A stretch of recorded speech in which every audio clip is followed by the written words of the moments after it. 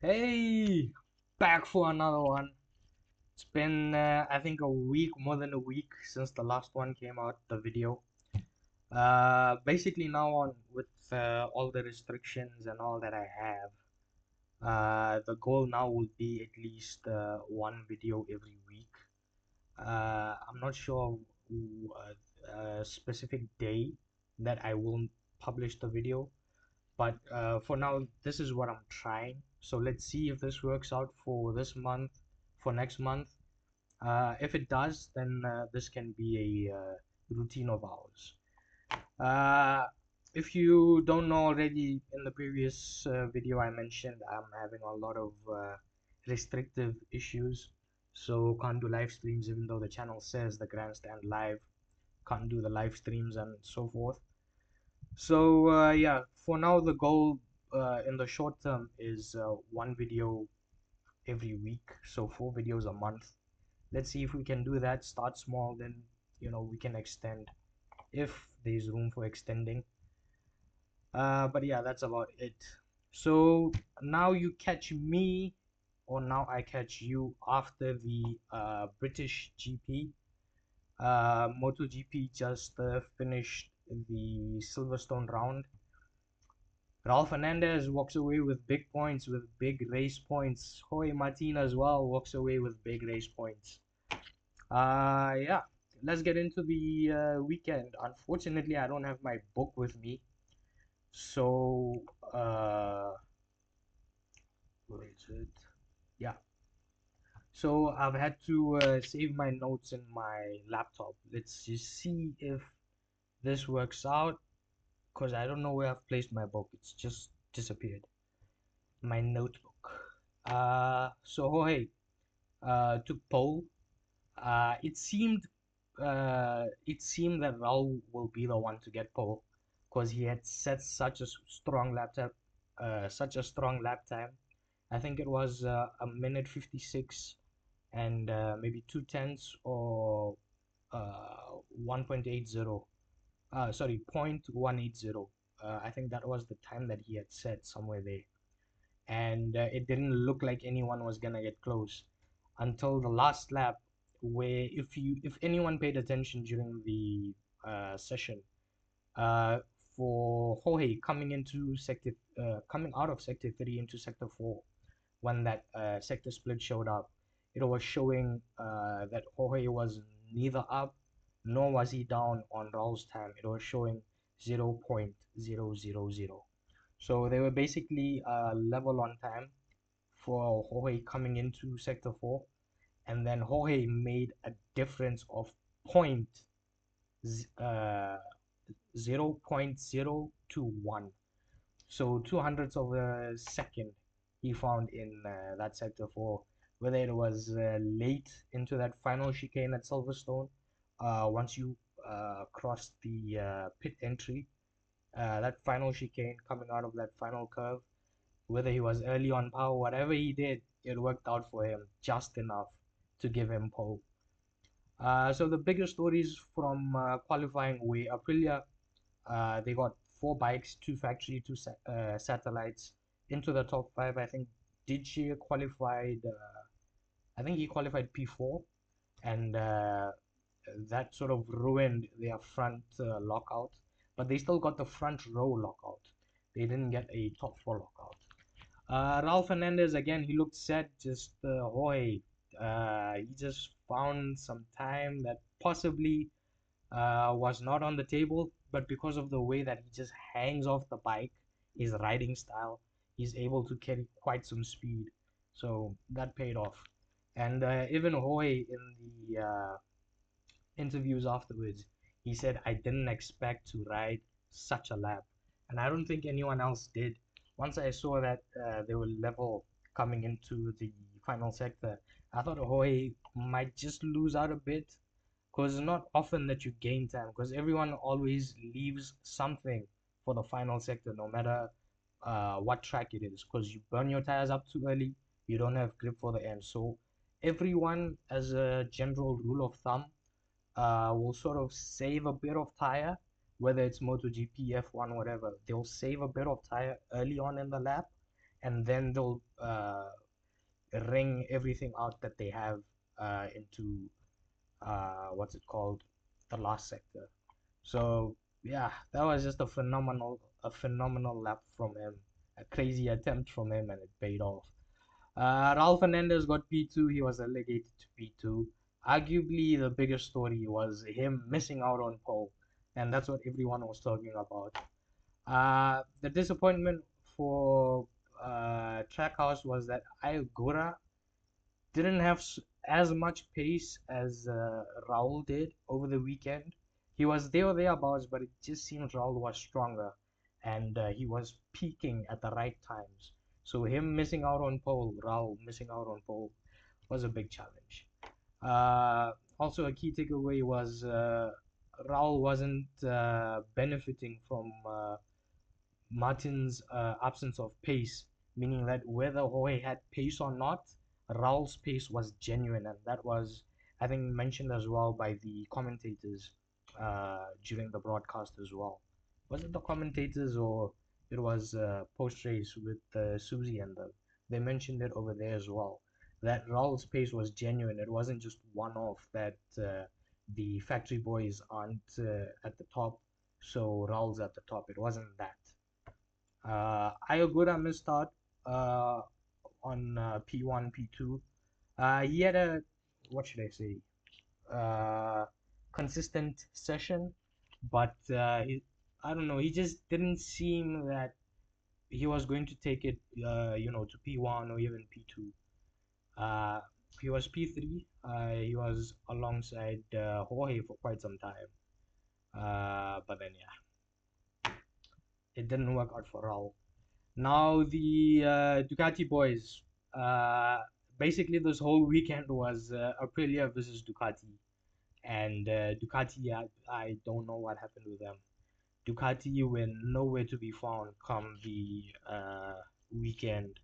Not in qualifying exactly, and even in the sprint and the race. Uh, Ducati just had so many issues, man. So many issues. Mark qualified P6. Uh, uh, he was lucky that he got into Q2. Why am I fumbling so much? While I'm reading notes, I'm still fumbling. Basically, he got into Q2 from the practice times and everything. In that, his teammate Pecco missed out. Pecco had to go through Q1, and even then, Pecco didn't make it out. So Mark in Q2, I don't know, he just didn't have pace. It didn't appear like the Ducati had a similar package, a similar performance level as the Aprilia bikes. So Mark, I think he put one lap in alongside what's his name, alongside Alex. They both went around together and they put in a 156 5, I want to say. But then apart uh, apart from that lap, they just couldn't keep building on that. So I think it was a package issue more than anything, because we know the caliber of rider that Mark is, that Pecco is. Although Pecco has been struggling, so we might want to neglect Pecco. But at least Mark has been, how should I say, well suited with the package. But this weekend, it just felt like the package wasn't underneath them. Pecco again, disaster Q1. He couldn't get direct qualification into Q2, went through Q1 and couldn't make it out of Q1. He was overriding the bike. He couldn't get, let's say, the feeling that he wanted. He couldn't get it on the bike, on the tires. It felt like the rear was maybe just stepping out too much. We saw it on Mark as well. The rear was stepping out a lot. Yeah, Ducati struggling badly in Silverstone. So I think, yeah, that's all the notes I have for what's it called? For qualifying. Let's go to the results. Where are the results? Don't do this to me. There we go. Jorge backed pole. Raul close second. Ayogura was third, and then yeah, Digi was fourth, and Bez was fifth. So Bez again, if you remember in Hungary before the break, He had an accident, so he's nursing an issue. So he put in one lap, and that was good enough to get him towards the front end, and that kept him towards the front end. Because P5 is not bad. P5 is not bad. But otherwise, even in the race, it seemed like maybe he had to nurse an injury, but then he had his moment and he just took off at one point. We'll get to that. Uh, After Bez in P5, Mark in P6, again, the Ducati boys felt like they were overriding the bike, that they had to override the bike to get some kind of performance out. With Mark, we know that he can do it. We saw it in the late Honda days. He was ringing that bike out like no one's business to get some kind of performance, and it worked out for him. So he's fine with that kind of riding style. Pecco, though, uh, tends to struggle with overriding the bike. He prefers a setup that's to his liking. We've seen many examples of that, especially over the years. You look at some of the sprint weekends. Maybe Pecco doesn't have a good sprint race, so then overnight he doesn't have a good qualifying or a good sprint race. So then, because he is the factory rider at Ducati, he has access to other Ducati bikes and see what setups working for who, and then make those changes overnight. And then Sunday, all of a sudden, he comes out with performance and he wins, or he's P2, or he has a good outing basically. So Pecco is more, he prefers the setup more into his favor, whereas Mark can manage to override a bike. And yeah, this weekend felt like nothing was working for them. Nor was the setup in their favor, nor was overriding the bike in their favor. So they were just caught in no man's land, let's say. Alex close behind Mark P7, Frankie P8, Acosta P9, Ika made it up to 10, and Jack and Juan Mir made it up to P11 and P12. So again, just the Q2 results that we will focus on. After the where is it? Where is it? After the qualifying session, later on the day, we had sprint. Oof. The main story of the sprint was Jorge got off the line well. He wasn't under pressure into turn one or turn two and three onto the I'm forgetting the straight's name, but what used to be the first DRS zone in Formula One onto that first straight. He wasn't under pressure. He managed to just bolt off, and yeah, it worked out for him. Aprilia is what I'm looking for. I'm saying Ducati. Why? So yeah, Hoy led from start to finish, and Aprilia achieved a first ever MotoGP sprint 1, 2, and 3, with the satellite bikes springing up 2 and 3, of course. Oh, sorry. With Ayagura in second and Bez in third. Why am I getting things so confused, man? That is not professional at all. Uh, Apart from that, yeah, Ayagura initially managed to keep close tabs, but then just faded off. Meanwhile, Bez fought his way through after an opening battle with the guys around him, guys like Mark and Digi and so forth. Raul was a huge disappointment. Arguably, that would have been the, what should I say, the biggest negative of his weekend. He started off well. What am I saying? He qualified well, but he started off quite badly. He ended up tumbling down and so forth. He ended up getting into fights where he didn't need to be on the opening bits, and yeah, he ended up crashing into turn four into the loop section while running behind Bez. So he just tumbled down a bit, and then yeah, that completely wrecked his Saturday, man. That wrecked his Saturday. He should have gotten pole. He didn't. He should have gotten a sprint podium. Let's say he didn't. So yeah, frustrating Saturday even though he got P2. It's just one of those. Jorge though, he won the sprint. Again, he just got off quite well. He wasn't under pressure into turn one, two, and the sequence of corners. And then he just controlled the race, and it was clear sailing from Jorge. The victory gave him 12 points.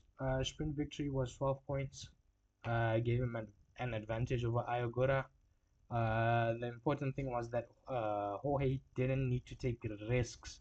He didn't get bogged down. He didn't find himself uh, getting pressured from the guys behind. He just managed to control his race easily, and then yeah, plain sailing for the guy. Ayogura P2 in the what's it called sprint, so yeah, no issues there. But rear tire grip was an issue for Ayogura. He was saying the Trackhouse Aprilias were extremely fast, but the riders already experiencing tire management concerns during the sprint. I think it was only Brad Binder who had the medium tires in the sprint, and he had pace in the last lap or two. So everyone else was running softs, if I'm not wrong. And Ayogura, he also said that he wasn't certain that the tire would last the what's it called sprint distance. So tire management, big talking point coming out of Saturday's sprint. Bez P3, Bez's podium was impressive. He was recovering from his injuries again in Hungary. He had the crash, so those injuries is still he's still nursing injuries. Those injuries, and he fought hard. Ultimately, yeah, he ended up on the podium. The man. Uh, He described the result, the sprint result, as quite an emotional one because of how much he had to struggle physically through the sprint and also over the break to get race fit. So he was quite emotional about that, and especially after he had that whole Slapgate incident with the marshal. Things haven't gone his way, let's be honest. It's not been plain sailing for uh, what's his name, Bez, and then Mark P9. Yeah, this was probably Mark's worst Saturday. He fell off his tires. I think fell off a cliff, and even he was saying rear grip tire issues with big concerning factors uh, for him coming on into Sunday's race. He finished P9 in the race, and that's about it. The notes for the sprint, yes. So then the what's it called results? MotoGP. There we go. Jorge, Ayagura, and Bez Aprilia lockouts in the sprint podium positions. Close by was Alex, Digi, and Acosta. Mir, Frankie, and Mark were quite a bit back, and Diego Morera brought up P10. Brad Binder, he started with uh, the medium rear tires. He was the only one on the mediums, if I remember correctly. I haven't made a note of. I hadn't made a note of that at the time, so I'm just going off memory at this point. But yeah, and then behind Binder was Luca, Miller, Fabio. Fabio also had a terrible qualifying. He I think qualified P14 and finished P14 in the sprint. Anea in 15, Alex in 16th, Pecco 17th. Horrible Saturday. Q1 knockout, and then no points in the sprint as well. He couldn't even make progress in the sprint, let alone points. He couldn't even move up from the position that he qualified in. I think he qualified P16 if I'm not wrong. And then Paul stepping in for, I want to say, Maverick. Paul Espargaro stepping in for Maverick, P18, and then Agosta Fernandez, 19th, top rack 20th, and then your not classifieds, your crash outs, were Raul, Carl, and Ika. So this was the story of the sprint. Heading on to the main race. Where is the race?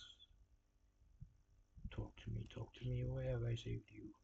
Yeah, heading on to the race. So redemption finally for Raul. Uh, Saturday again, he should have gotten pole, didn't. He should have gotten a sprint podium with the pace he had, didn't. And then Sunday finally gets a victory. He wins the Silverstone GP, and yeah, he dominated basically. People were fighting out front. Mark saw, I think it was Jorge, Bez. They were fighting it out with Throw Ayagura and or Digi up there. I forgot the opening exchange who it was, but then Mark just on the inside overtook everyone and found himself in a good position early on, but then again later on just yeah, it just died out. So Raul, he dominated basically. Got a good launch. I think him and Jorge had the ride height devices stuck because heading into the braking of turn one, there was sparks flying off both of their bikes, and then from there he just got the lead, built his gap, and then maintained it.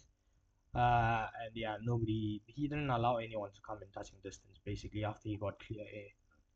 And that was also Raul's first MotoGP victory of 26 and his second MotoGP victory overall.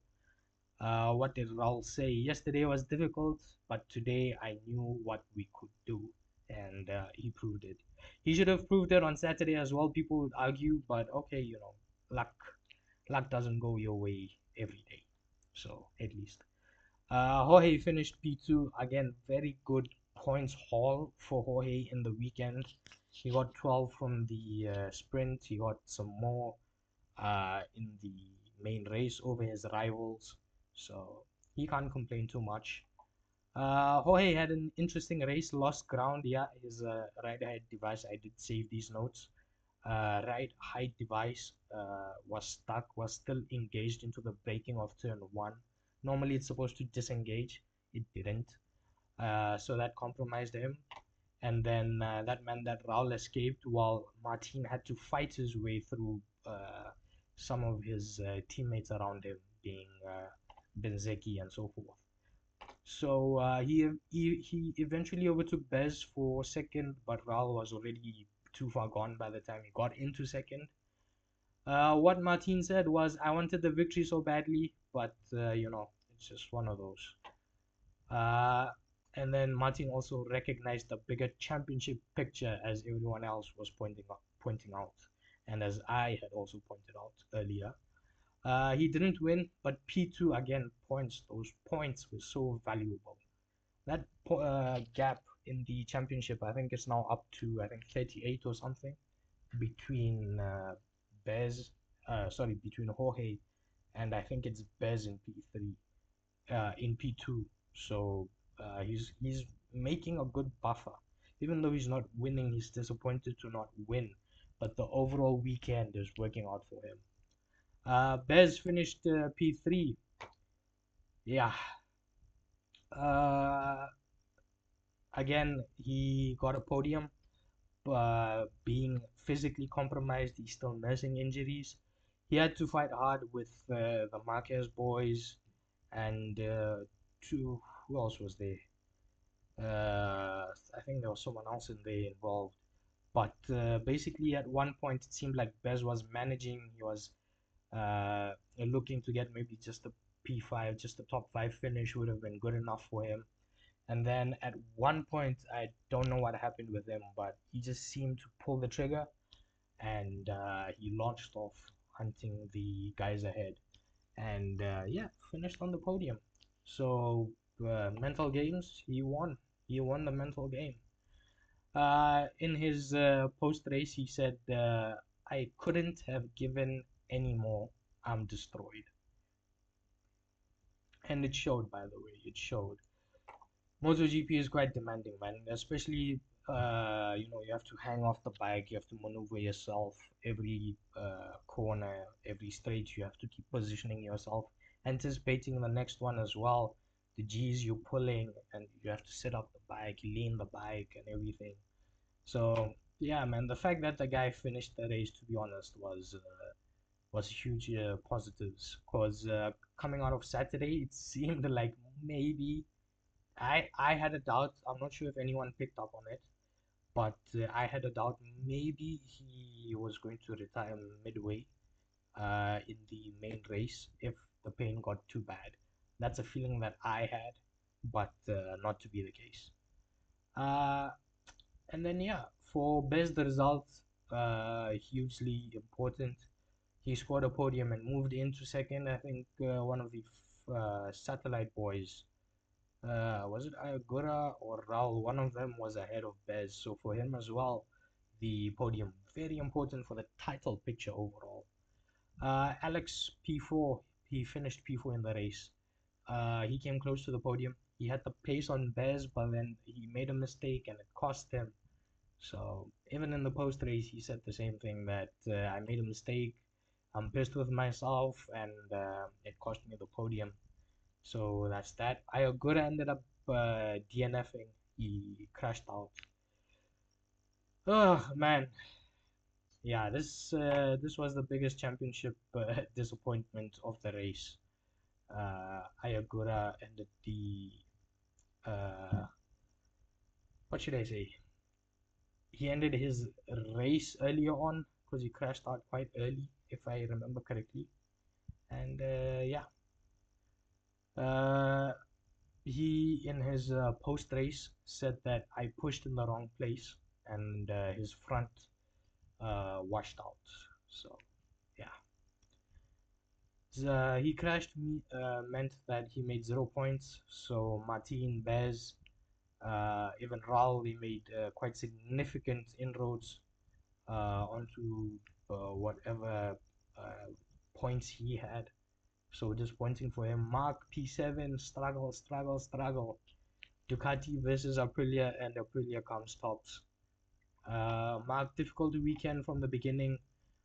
Struggled in qualifying, struggled in the sprint and the race. I didn't expect it to be too different. I expected it to be pretty much the same. Maybe he could have gotten a top five finish, maybe. But yeah. Post race, he said the bike worked, the tires worked. I couldn't go faster. So I think he was just playing down the issues that they have at Ducati. They just didn't have performance, no performance at all in the Ducati bikes. And then Pecco, another disastrous weekend for Pecco. Failed to make Q2, started deep in the field, and crashed out as well in the main race. 0 points the whole weekend. So yeah, yeah, the big story, man, this weekend was, of course, Raul with his win, and I think now every Aprilia rider has scored a race win, so that's even more positives for them. But the biggest story was Ducati versus Aprilia, and Aprilia were miles ahead. Aprilia were outstanding. They got pole, sprint win, sprint P2, sprint P3. They got the race win, race P2, and race P3. All four riders were showing top pace. Just they crashed out on the odd occasion. Ducati, though, yeah. Ducati was nowhere near the podium. Mark struggled with the tires. Pecco struggled since qualifying. Since Friday, he struggled basically. And the best Ducati finish was, I think it was Alex in P4. But in the, that's the race. Where's the sprint? Yeah, Alex P4 in both the race and the sprint. So Alex was a standout rider for Ducati the whole weekend. Huge statements, man. Huge statements made by what's it called? Aprilia. They're here for the fight. They're here for the fight, plain and simple. Let's go to the race results. Raul Fernandez, your winner, of course, of the Silverstone GP, Sunday GP. Jorge P2, Bez P3, Alex P4, Acosta P5, DJ P6, Mark P7, Bender P8, Luca P9, Diego is in P10, Frankie is in 11th, Jack Miller in 12th, Paul in 13th, Toprak in 14th, and Augusto Fernandez in 15th. Is it Augusto? I think it's Augusto Fernandez. Uh, and then Fabio in 16th, and then your DNFs basically, you're not classified finishes. Iagura crashed, Carl Crutchlow crashed, Pecco crashed, Ika crashed, Enea crashed, Alex crashed, and yeah, John Mir, man. John Mir. I've got a stat for John Mir as well. So this was the what's it called? Uh, the weekend, the sessions, Q2 sprint and race. Now where did I save? Finally, these are your standings now uh, for the grid. Where are the points? Where are the points? Why can't I see the points? Hey, what's going on? Yeah, these are your standings now for the championship. Jorge leads. He's got 240 points. He's the lead rider, of course. And then Bez moves up to P2. He moves ahead of Iagura. So Bez sits on 209. He's 31 behind Jorge. Iagura is on 203, so he's 37 behind Jorge. And in P4, a certain Ducati rider, he sits on 200 points. He's 40 points behind Jorge. And Digi is in P5. He's on 199 points.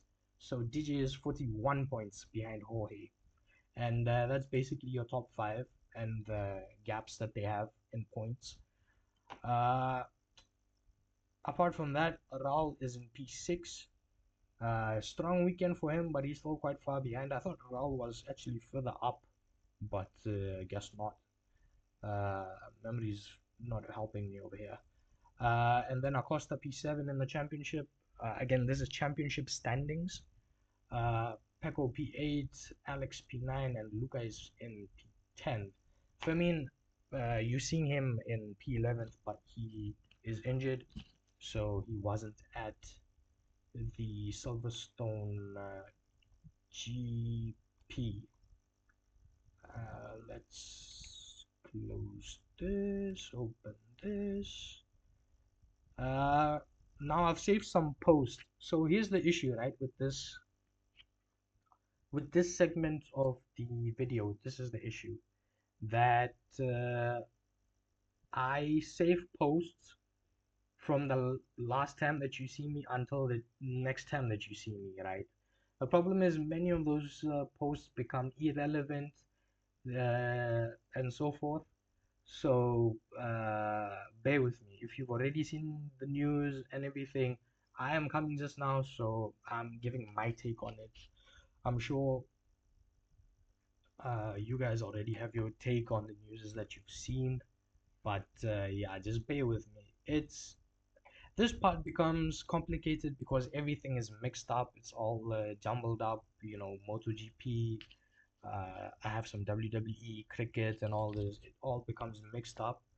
But yeah, let's start with the most recent posts that I have. MotoGP. Uh, who needs a script when Silverstone writes its own? Basically, we have had 12 different winners in the last 12 different races at Silverstone. So this trend started all the way back in 2013 with Jorge Lorenzo, Mark in 14, Rossi in 15th, Vinales in 16th, uh, not 16th, in 2016, and then Dovi Andrea in 2017, and then Alex Rins in 2019, Fabio in 2020, Pecco in 22, uh, Elish in 23, and Nea in 24, Bez last year, and then this year you have Raul, that is your 12th different winner in the past 12 race events at Silverstone, basically. And then this, yeah. So uh, when we just saw the race results and we saw Juan Mir at the bottom, this is a big talking point when it comes to Juan Mir. So Juan Mir recorded his 8th Sunday crash during last weekend's British GP. Uh, this is Sunday crashes. Uh, Let me just move two, three things. There we go. The top five riders combined have 8 Sunday crashes. So crashes in the main race, DNFs in the main race. Yeah, basically a crazy time for the 2020 world champion. So Jorge, Ayagura, Bears, DG, and Mark together have 8 crashes on Sunday that ended up meaning that they don't complete the race, let's say. Uh, and John Mir alone himself has 8. So yeah, John Mir, man, I'm just so happy that he's leaving what's called Honda, because the way that this man has been flying off his bike in his Honda stint, he again, man, it's yeah. At least he's getting a Ducati. That bike is not going to throw him off.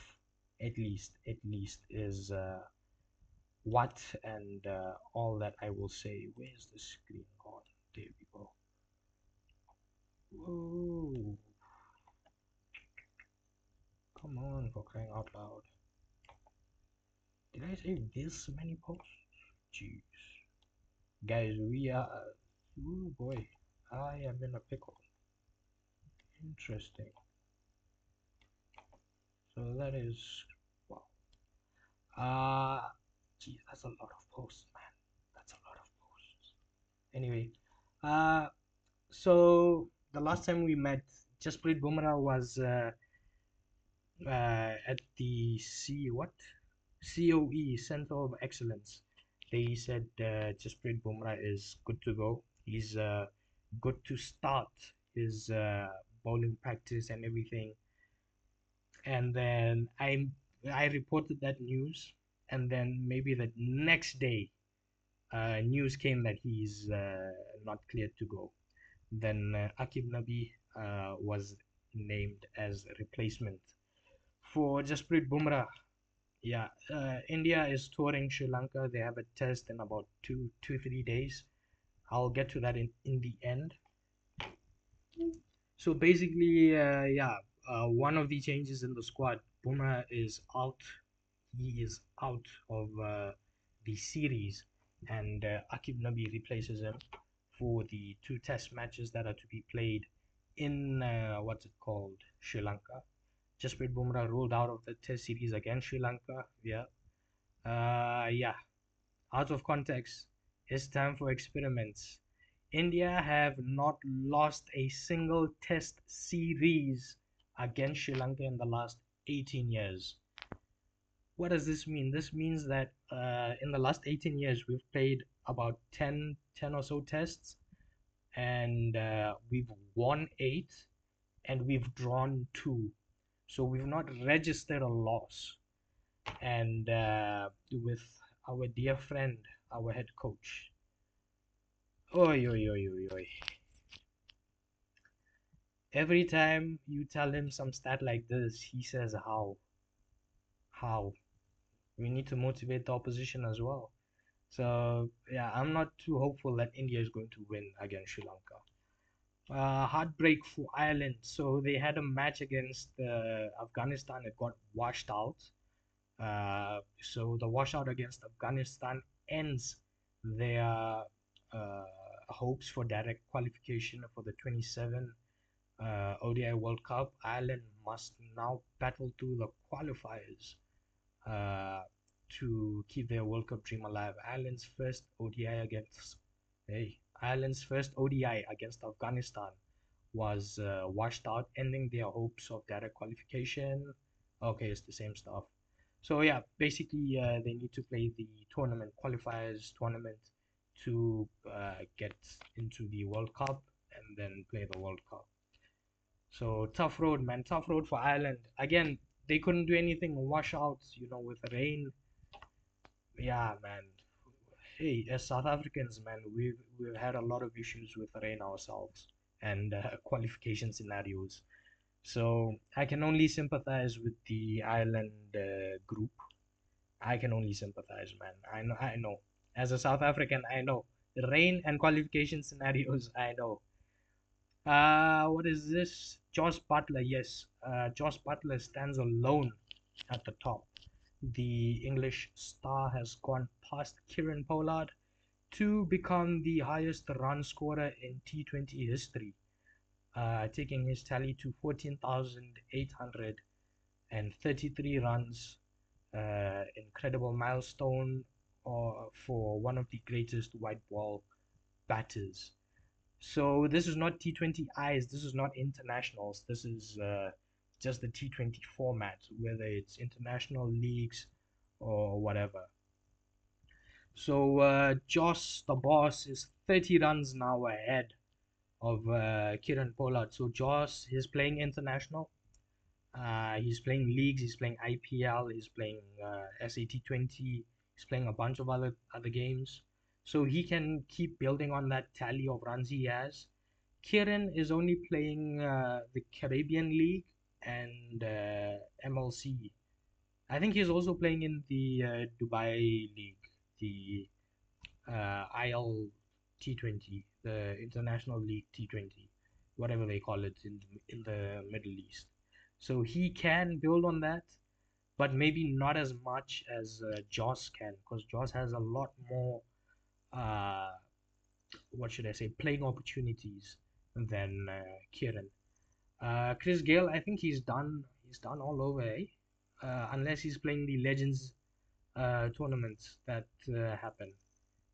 Otherwise, he's done. Alex Hales, he's going away. He still plays some leagues, man. England dropped him a long time ago. I think he's still going around the league circuit. So he's about what 400 odd, yeah, 400 odd runs behind Joss. I don't think he can overtake him. He has lesser opportunities as well. So yeah, David Warner, I think he's done. Just yeah, just one or two leagues he plays. Virat, same thing.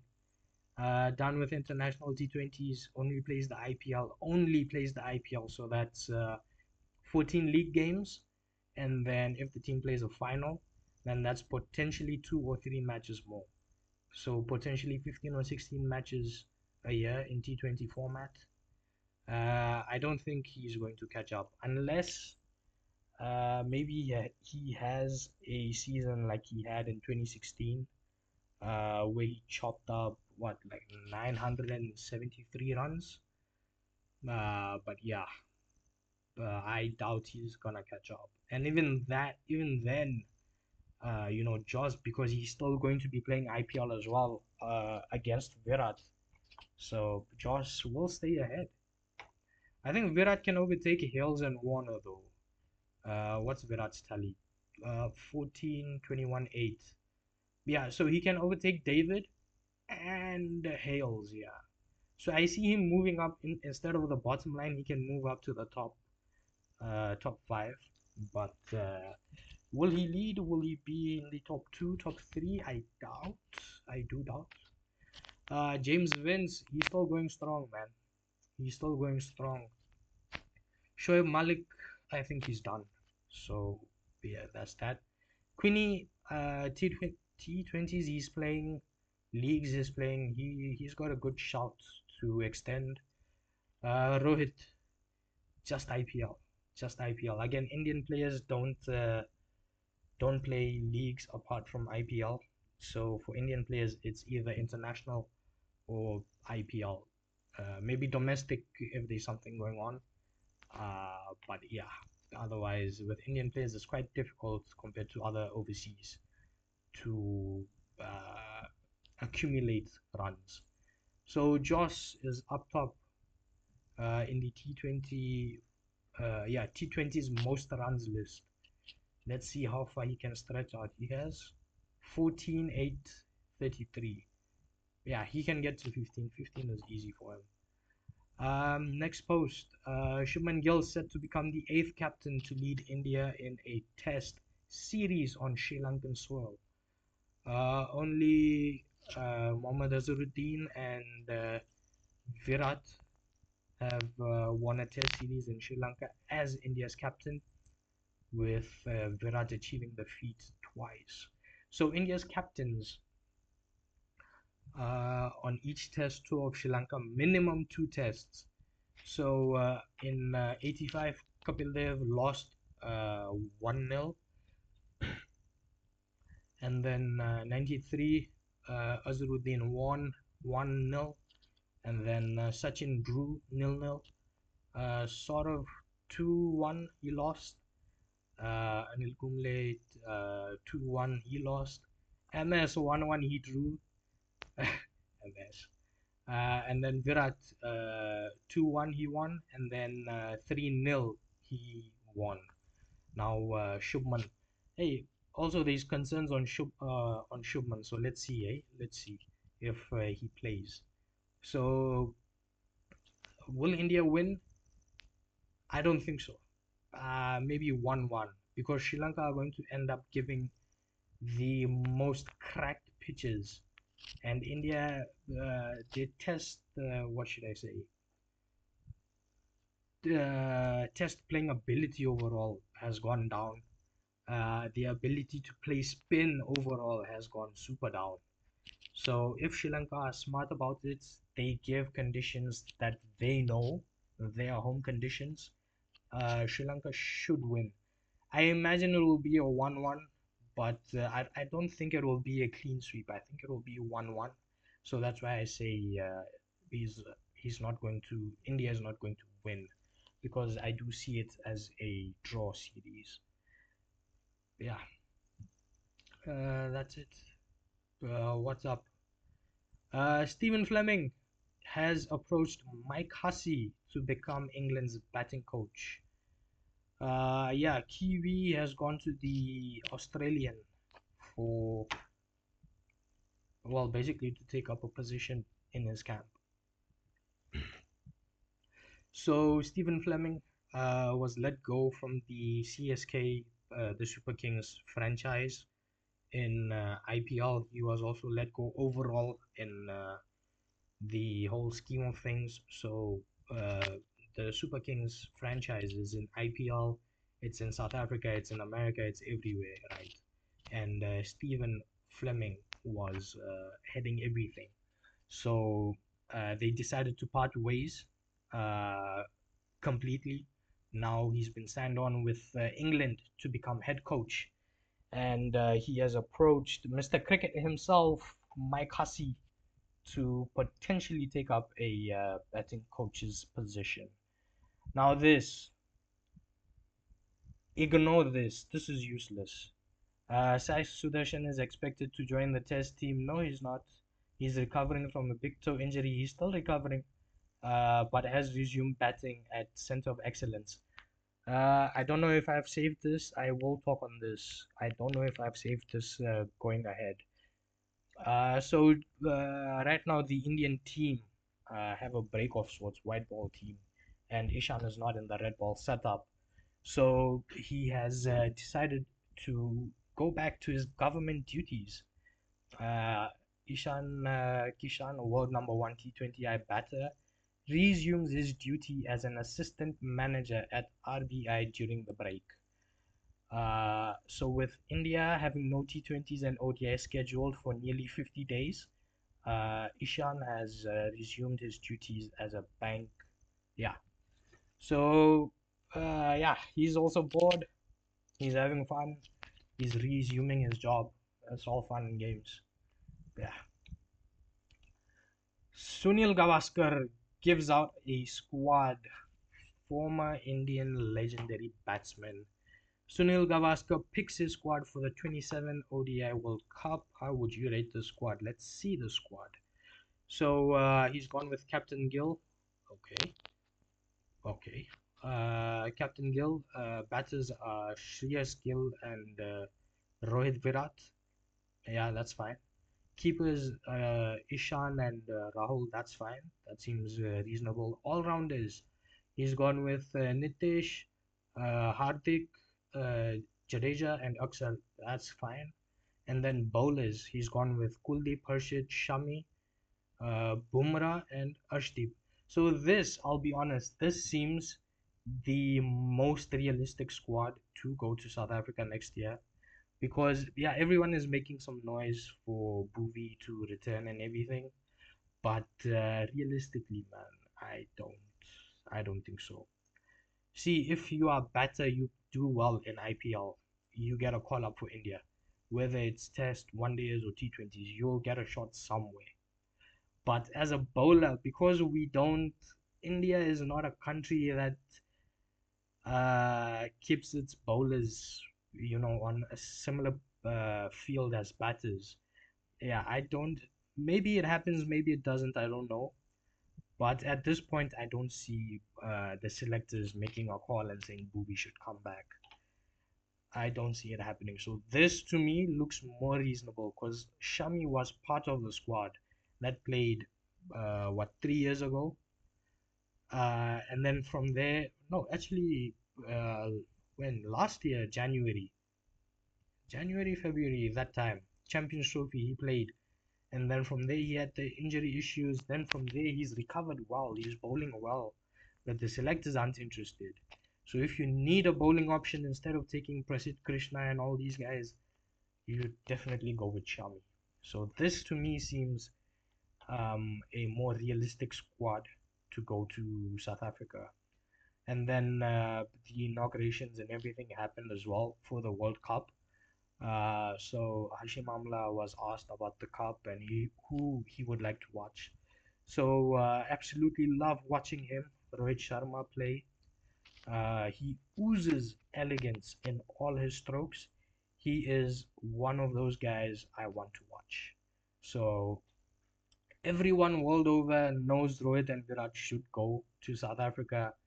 It's just the selectors and the head coach being hard. It's just them being hard-headed. That's basically it. BCCI is considering appointing VVS Lakshman as India's new chief selector. This I don't know because he just now he went to Zimbabwe as a stand-in head coach.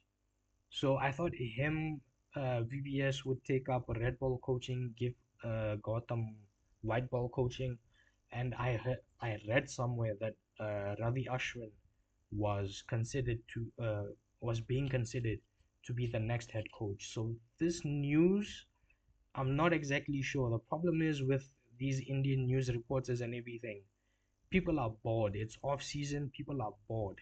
So people just need some stories to uh, to type and to keep their channels running.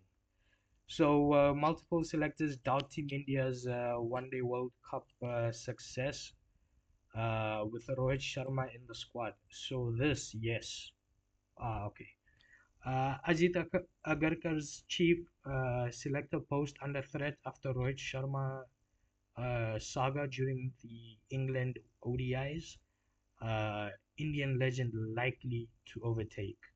So it just says Indian legend. This could be Ravi Ashwin, it could be VVS. You just don't know because everyone is reporting a million things. Ben Stokes. Have I saved it ahead? I think I've saved it ahead. I will talk about it. I will talk about it. There's a big rift going on in within BCCI. What happened? Ben Stokes raises question over Harry Brook not being named captain despite serving as vice captain. So he said, I have a reply on this as well. He said, I think just if you think someone's going to be a good captain or a good leader, then just give it to them. I understood the reasoning, but I was still like, well, what message is that sending to him? He, Harry Brook, vice captain, he's Harry Brook, vice captain, uh, and then the captain is not playing. What the hell? But why is But he's not captain. What? Okay, I don't know what the whole thing he was yapping, but basically this part about Harry Brook, basically Harry Brook not being given captaincy is because what happened in Australia when England went for the Ashes. When England went for the Ashes, right? They were 2-0 down in a five-test series, and they were caught partying and drinking midday and all this. So that caused a lot of backlash for Stokes because Stokes was captain, and they couldn't remove Stokes because earlier, before they went to Australia, they were in New Zealand. And in New Zealand, Harry Brook did the same thing, and Harry Brook was found guilty of going out and partying and all this. And I think he had a little issue that the ECB, English Cricket Board, managed to keep under wraps for quite a while. It didn't even come out in the media until very like months later that such a thing happened. So it's about a disciplinary thing that if you are captain, you should lead, right? You can't be the one causing chaos, and then your vice captain's also causing chaos, and then you say that, oh no, the vice captain, he's vice captain, so just give him the position because you made him vice captain. But what about him causing the chaos, right? He basically Brook was also caught in a bar and all this. So over that, they decided not to name him captain, and Stokes is questioning that, which I didn't understand from Stokes. I don't know why he's questioning all that. BCCI has officially confirmed that Ryan Tendescote and T. Dillip have concluded their respective 10 years with the Indian team, bringing an end to their chapter. So Ryan was, I think, assistant coach, and Dilip is fielding coach. So yeah, they're gone, and Ryan has already signed on with the Knight Riders. He's now, I think, what strategy something, head of strategy or something, cricketing strategy or something. Ryan Tendescote. Uh, and then Subhadeep Ghosh has been appointed the fielding coach for the Indian senior men's cricket team. He will begin his assignment with the first two test matches in Sri Lanka. So they start in about 2-3 days.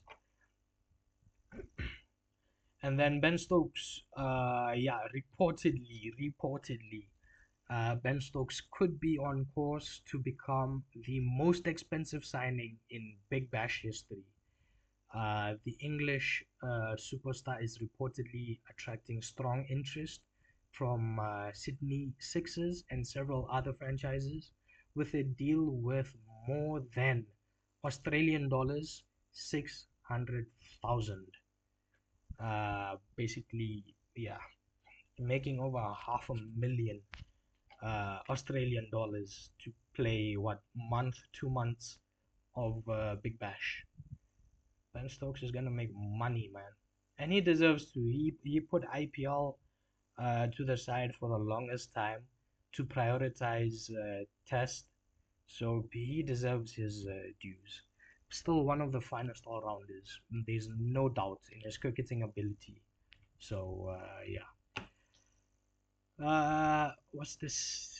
Here are star players and legendary cricketers who retired from international cricket or a particular format since 25. So since that Champions Trophy, man. Here, it's a big list. Where are we? At the top, Martin Guptill, Tamim Iqbal, and Vridhiman Saha retired from all formats. Marcus Stoinis retired from ODIs. I don't know why he retired from ODIs. But he's only playing tests and T20s, man. Come on, why are you retiring from ODIs? Also with the World Cup coming next year, so I didn't understand his call. Uh, Dimut Karunaratne retired from all formats. Steve Smith retired from ODIs in the Champions Trophy. I believe it was the semi-final against India. Again, I don't know why he retired, but I heard a rumor for him. I think I saved it somewhere, so we'll get to that. Again, unnecessary for him to retire. I understand he plays tests as well, but T20s is what he should have retired from if he was to call retirement. One days just didn't make sense for the man. Then Mushfiqur Rahim from ODIs. What? Mahmudullah, all formats. Rohit Sharma tests. Virat tests. They retired from T20s in 24. So that's why T20s for them is not in this list. Uh, and then Glenn Maxwell, one days, Henry Klassen, all format, Nicholas Puren, he's chasing money. That's the feeling I got, that Nicholas is chasing money. So retired from all formats, he's just playing leagues now everywhere. And even there, he's not doing justice. Just look at the IPL season he had. And then Angelo Matthews, he's retired from tests. Andre Russell retired from all formats. Pujara retired from all formats. Okay. So I wasn't clear on his retirement. So Pujara is also gone from all formats. Stark is gone from T20s. Yes, makes sense. He's prioritizing next year's WTC and ODI one-day final, one-day tournament, World Cup tournament. So that made sense for him. Chris Wokes retired. Okay, so everyone else retired from all formats now. Chris Wokes, Mohit Sharma, Usman Khwaja is gone. Finally, Sarfaraz Ahmed is gone.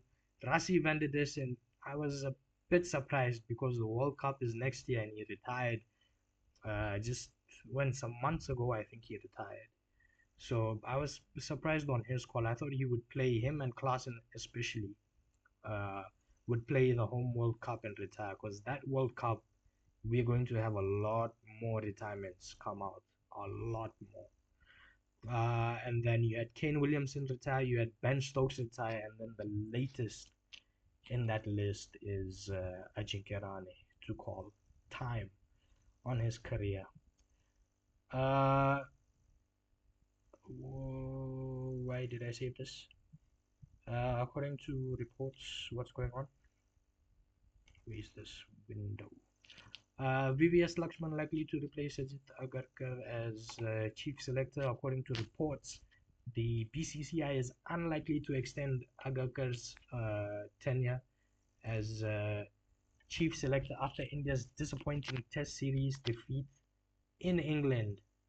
Oh, so you're looking at last year's Test defeat, and we didn't even have a defeat. They drew, bruh, in England.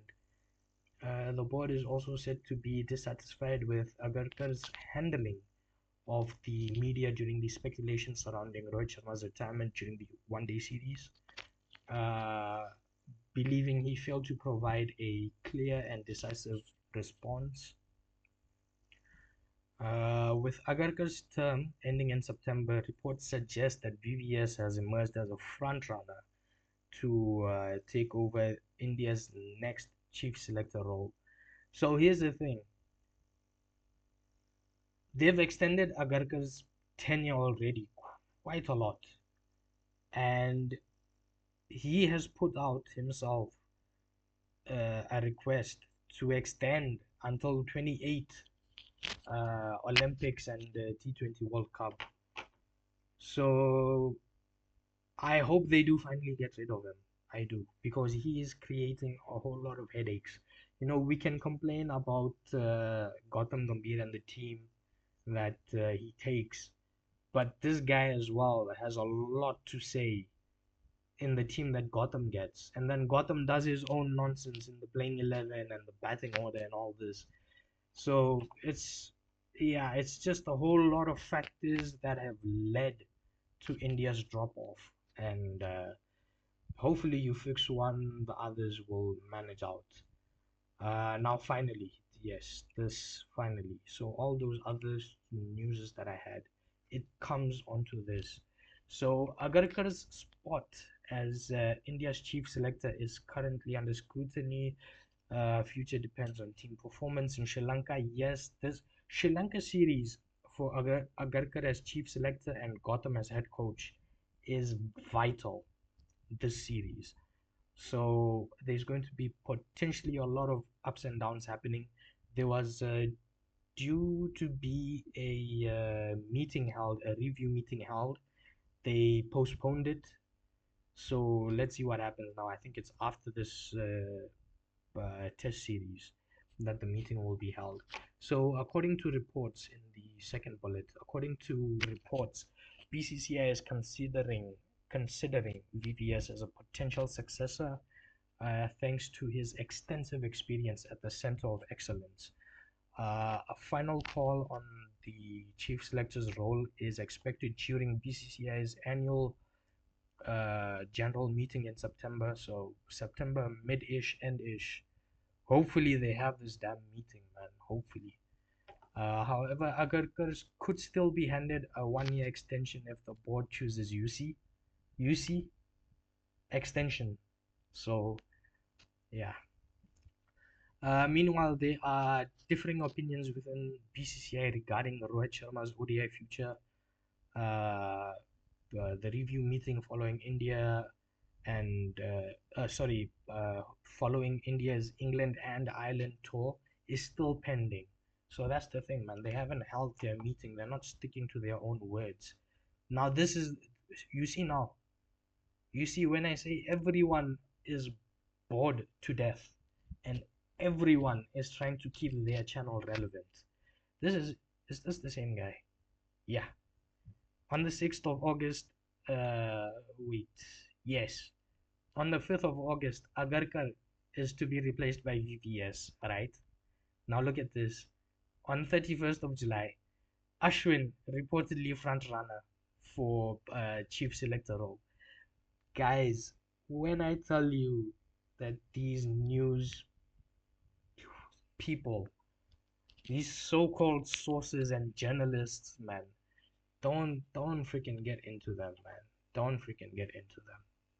Just don't buy what they're selling. Don't buy what they're selling. Apart from that, we had not Mania, what's it called? Uh, what is it called, man? SummerSlam. We had SummerSlam, night one results. Uh, so Liv defeated EO. This match actually was quite a half decent. It was quite a good match. The six-man tag, ugh, it was no here, no there. It was just a decent match, time filler match. It was fine. Gunther defeated Nick Aldis. Kudos to Aldis, man. He what retired 3 years ago. This is probably his first match in 3 odd years, and he put up quite a good fight. It was a decent showing from him, right? So it was a good match to watch. And then the ladies' match, Fatal Influence and the Bellas and Paige. This was so terrible, man. This match was so crap. Don't even, don't even, man. Jeez. And then Punk defeated Cody for the title. Randy pops out after what, 3 months or something. He finally popped out and he cost Cody a shot. So I guess we're going to get Cody versus Punk. No, Cody versus Randy for a bit, and then Punk versus Kevin Owens, because Kevin Owens also made his return at SummerSlam. So I guess this is the angle that they're going with. And then Oba defeated Brock Lesnar inside the Hell in a Cell. Brock is finally done. He's retired. The Beast is gone. It doesn't sting as much because we had the whole WrestleMania farewell stuff and the whole goodbye stuff we did at Mania for Brock, so it doesn't like sting as much. But yeah, Brock is gone, man, for freak's sakes. And then Oba, I think now he's going to be beefing with Braun Breaker all of a sudden. Guys, there's just no long term, man. The story, ugh, there's no continuity, nothing long term. Nick Aldis later on that night, yeah, was reinstated as SmackDown GM. Nick attempted to hand a resignation letter to Triple H, but then he rejected it post-show, and then Triple H announced that Nick is reinstated. He was also told to lay off Gunther, and play fair. So, yeah. Kevin is back. Dude, 17 months, man. 17 months KO was out. Bruh. I cried, man. I had tears in my eyes. I don't know about you guys. I had a tear in my eye for KO. He made his return at SummerSlam. The last time we saw him was April 5th last year when he announced his neck injury that left him out of Mania 41. He's back, man. The kid's back. And there was also a video of like backstage before KO came out when he was just psyching himself up to come out. Becky was in the back and she was getting emotional and all. So that was awesome. And I will say also, can I? Oh, yeah. This expression from Sami Zayn. Sami Zayn sold this return so well, by the way. His expression was on point. Finn Balor, he was just roaming around in the ring. He didn't even try to pretend like he's shocked. Sammy played it off so well. I will give props to Sammy. And then this is night 2 results.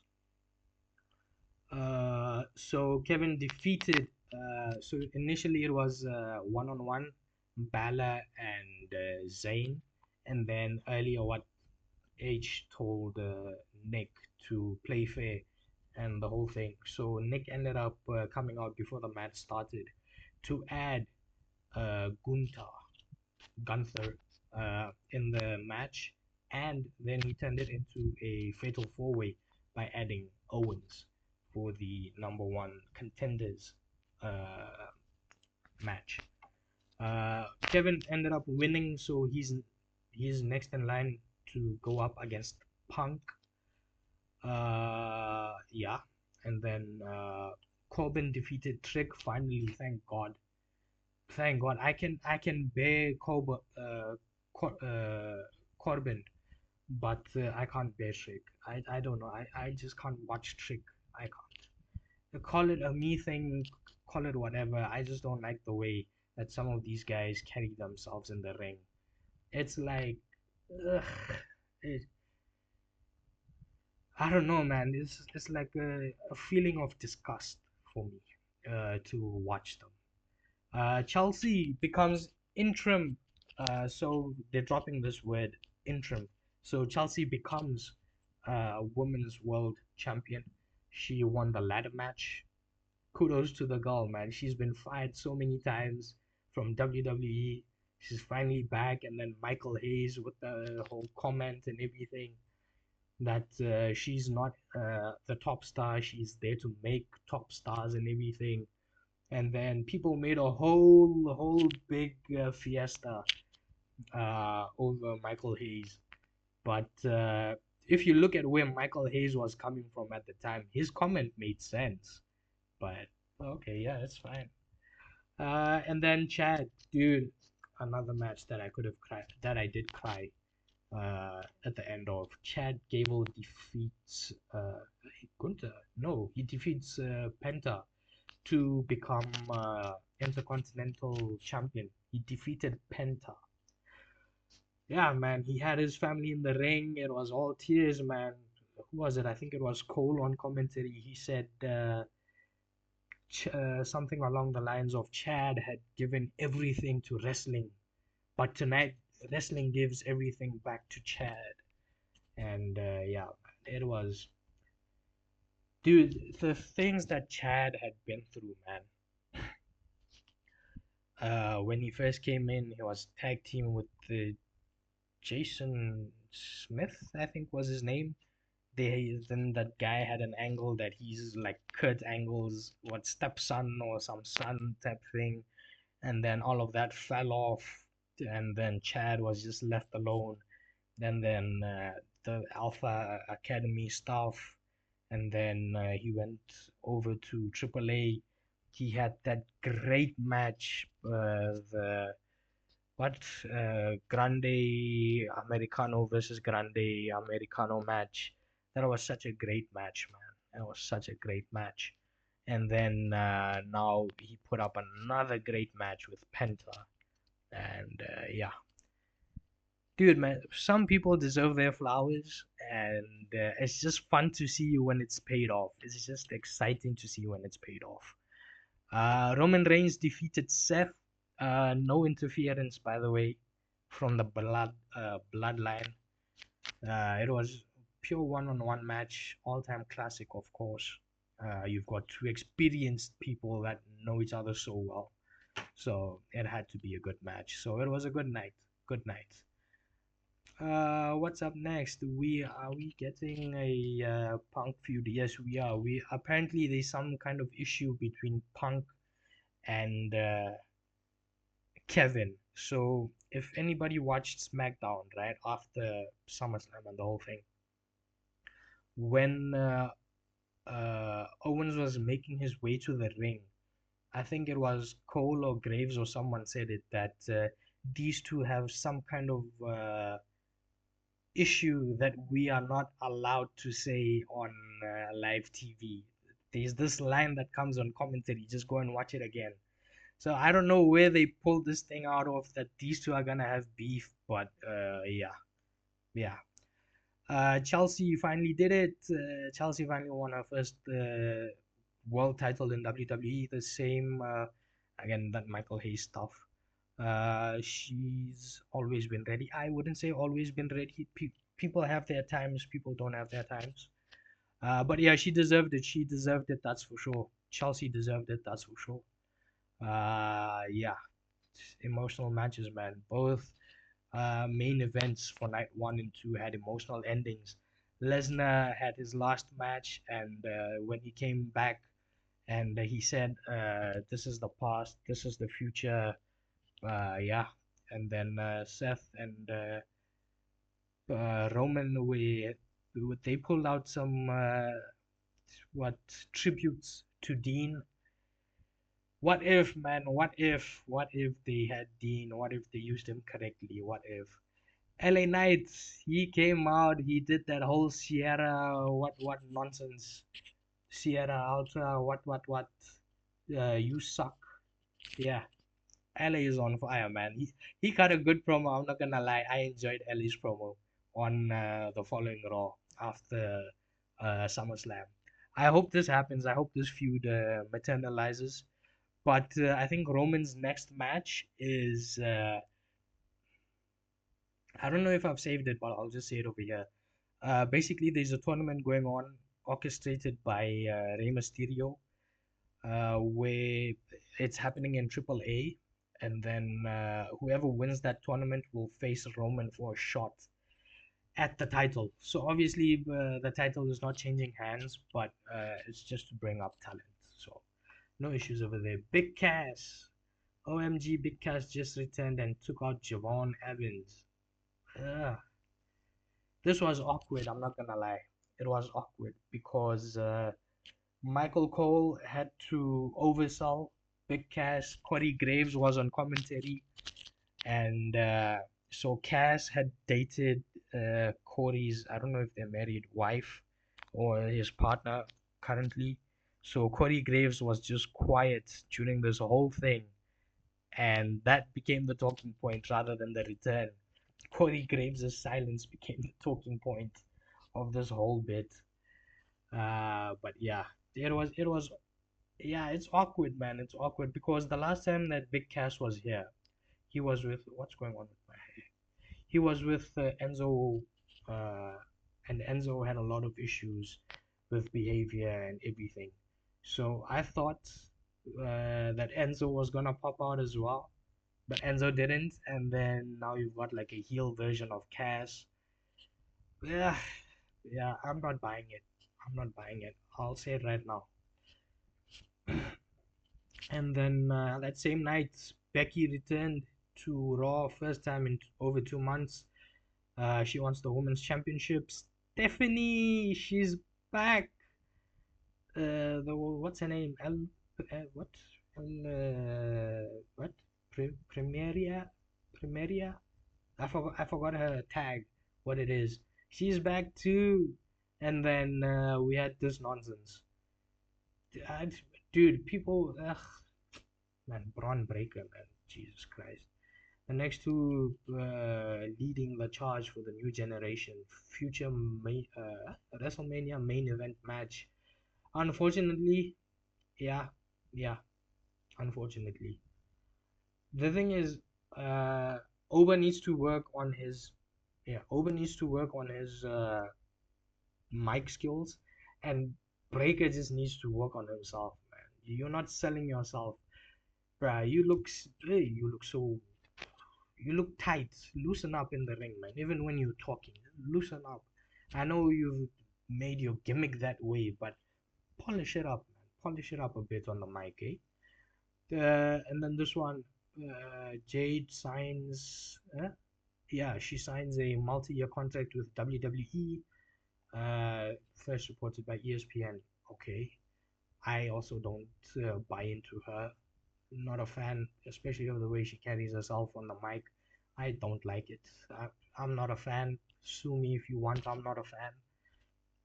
WWE has officially honored the Beast Incarnate by adding him to the alumni section of its website, signaling the end of one of the greatest careers in wrestling. And not just the wrestling and fighting overall, man. Brock, I mean, you name it, bruh.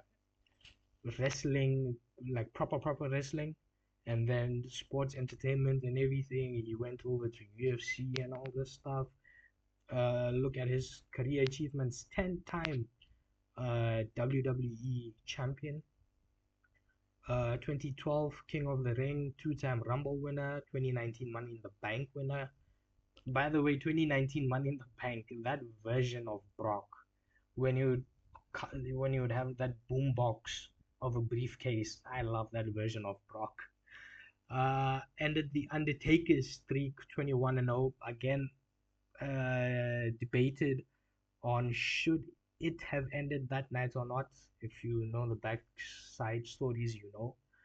And then multiple time WrestleMania main eventer, yes.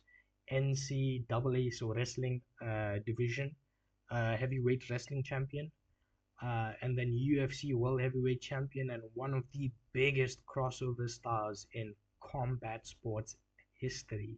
So by crossover, they mean that first he was in WWE, then he went over to UFC. So that crossover of worlds, of fighting styles and everything. And former IWGP Heavyweight Champion in NJPW. So this would be New Japan. And then from NCAA wrestling to UFC gold and a legendary WWE career, Brock Lesnar has built one of the most accomplished legacies in combat sports history. Brock Lesnar is now officially retired from the WWE. The man's gone. We're never gonna see those fucking those traps and that sword on the chest. It's gone. The man's gone. The man's gone. I love this, by the way. Shucks, guys. I miss you too, from Kurt. Kurt has always been the guy, man, for content. He's always been the guy for content. I'm surprised he's not like involved backstage or whatever. But yeah, just do like some backstage segments or something, man. But basically, this I loved. Shucks, guys, I miss you too. If you know, you know. If you know why Kurt is over here, then you know. Uh, but yeah. And then what's going on? Okay, yeah, Paul to replace Maverick at the British GP. Yeah. Ralph Fernandez renews with Trackhouse. So initially, when I did the news about the MotoGP seats in the previous video, uh, what I was given to believe was that Trackhouse is looking for two new riders. They're not looking to renew with any of them. So I found that quite not logic making. So I thought, no, definitely you should either re-sign both or keep one at least.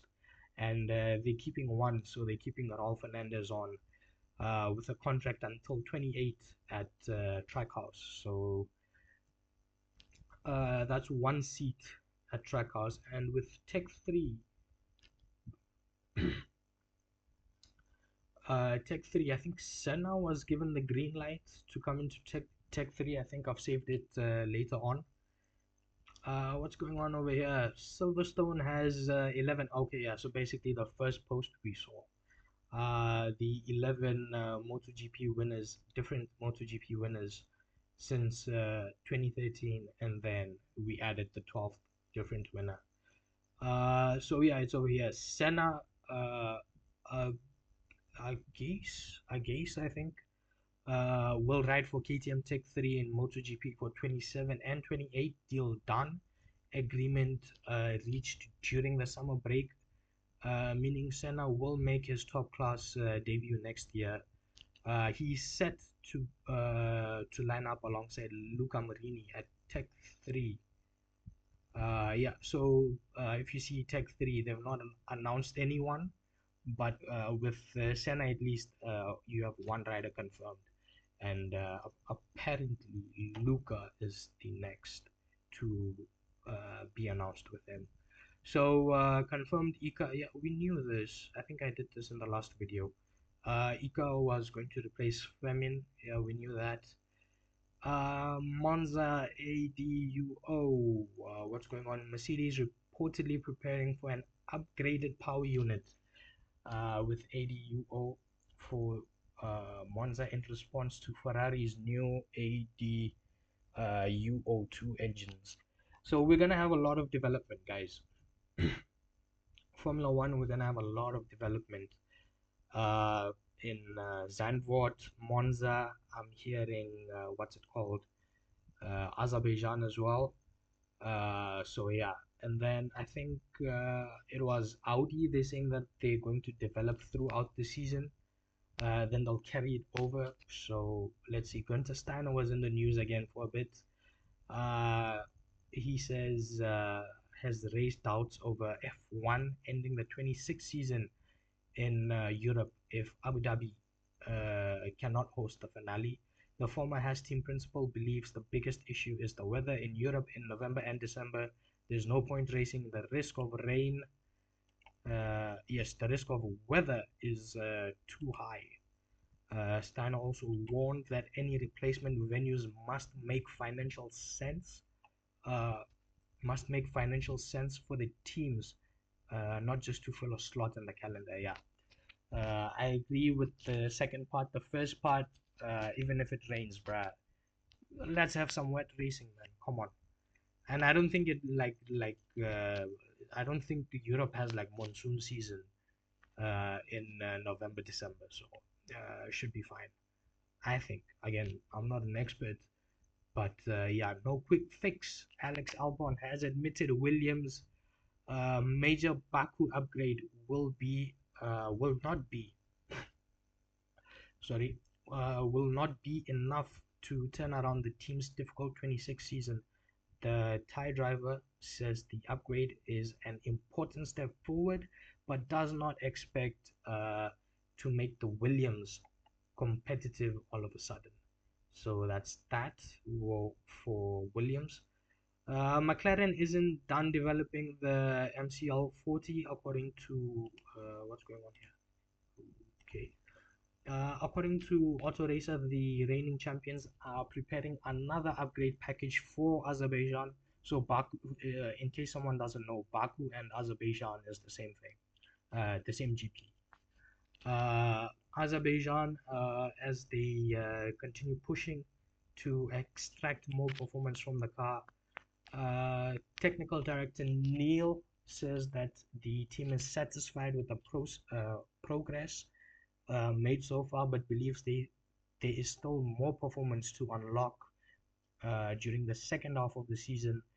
The recent Mercedes reliability improvements should allow McLaren to push harder without compromising durability. Yeah, Merc engines are not reliable, man. We've seen customer engines blow up. We've seen factory engines blow up. So Merc engines are a big question mark. If you're a Mercedes driver, you will have to take grid penalties at some point. I think I've saved that post as well. In the meantime, Fernando Alonso is reportedly seeking around 40 million euros per season to sign a new 2-year deal. If agreed, the Spaniard would become the third highest paid driver on the grid, with a salary increase of roughly 10 million per year. So yeah, basically he'll be second highest behind Max and Lewis. Sorry, third highest behind Max and Lewis. There are growing expectations in the paddock that the deal is already done, uh, and with many believing it's only a matter of time before the official announcement is made. So this is about Alonso and the 40 million. All that's left to be confirmed. Audi going offensive. Open this, close this. There we go.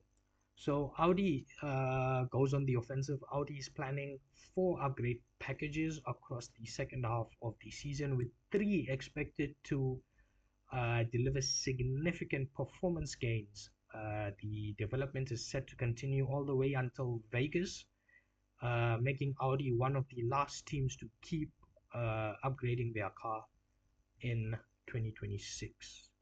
The reason everything learned this season will directly benefit the 27 project, as the team is expected to carry over this year's chassis.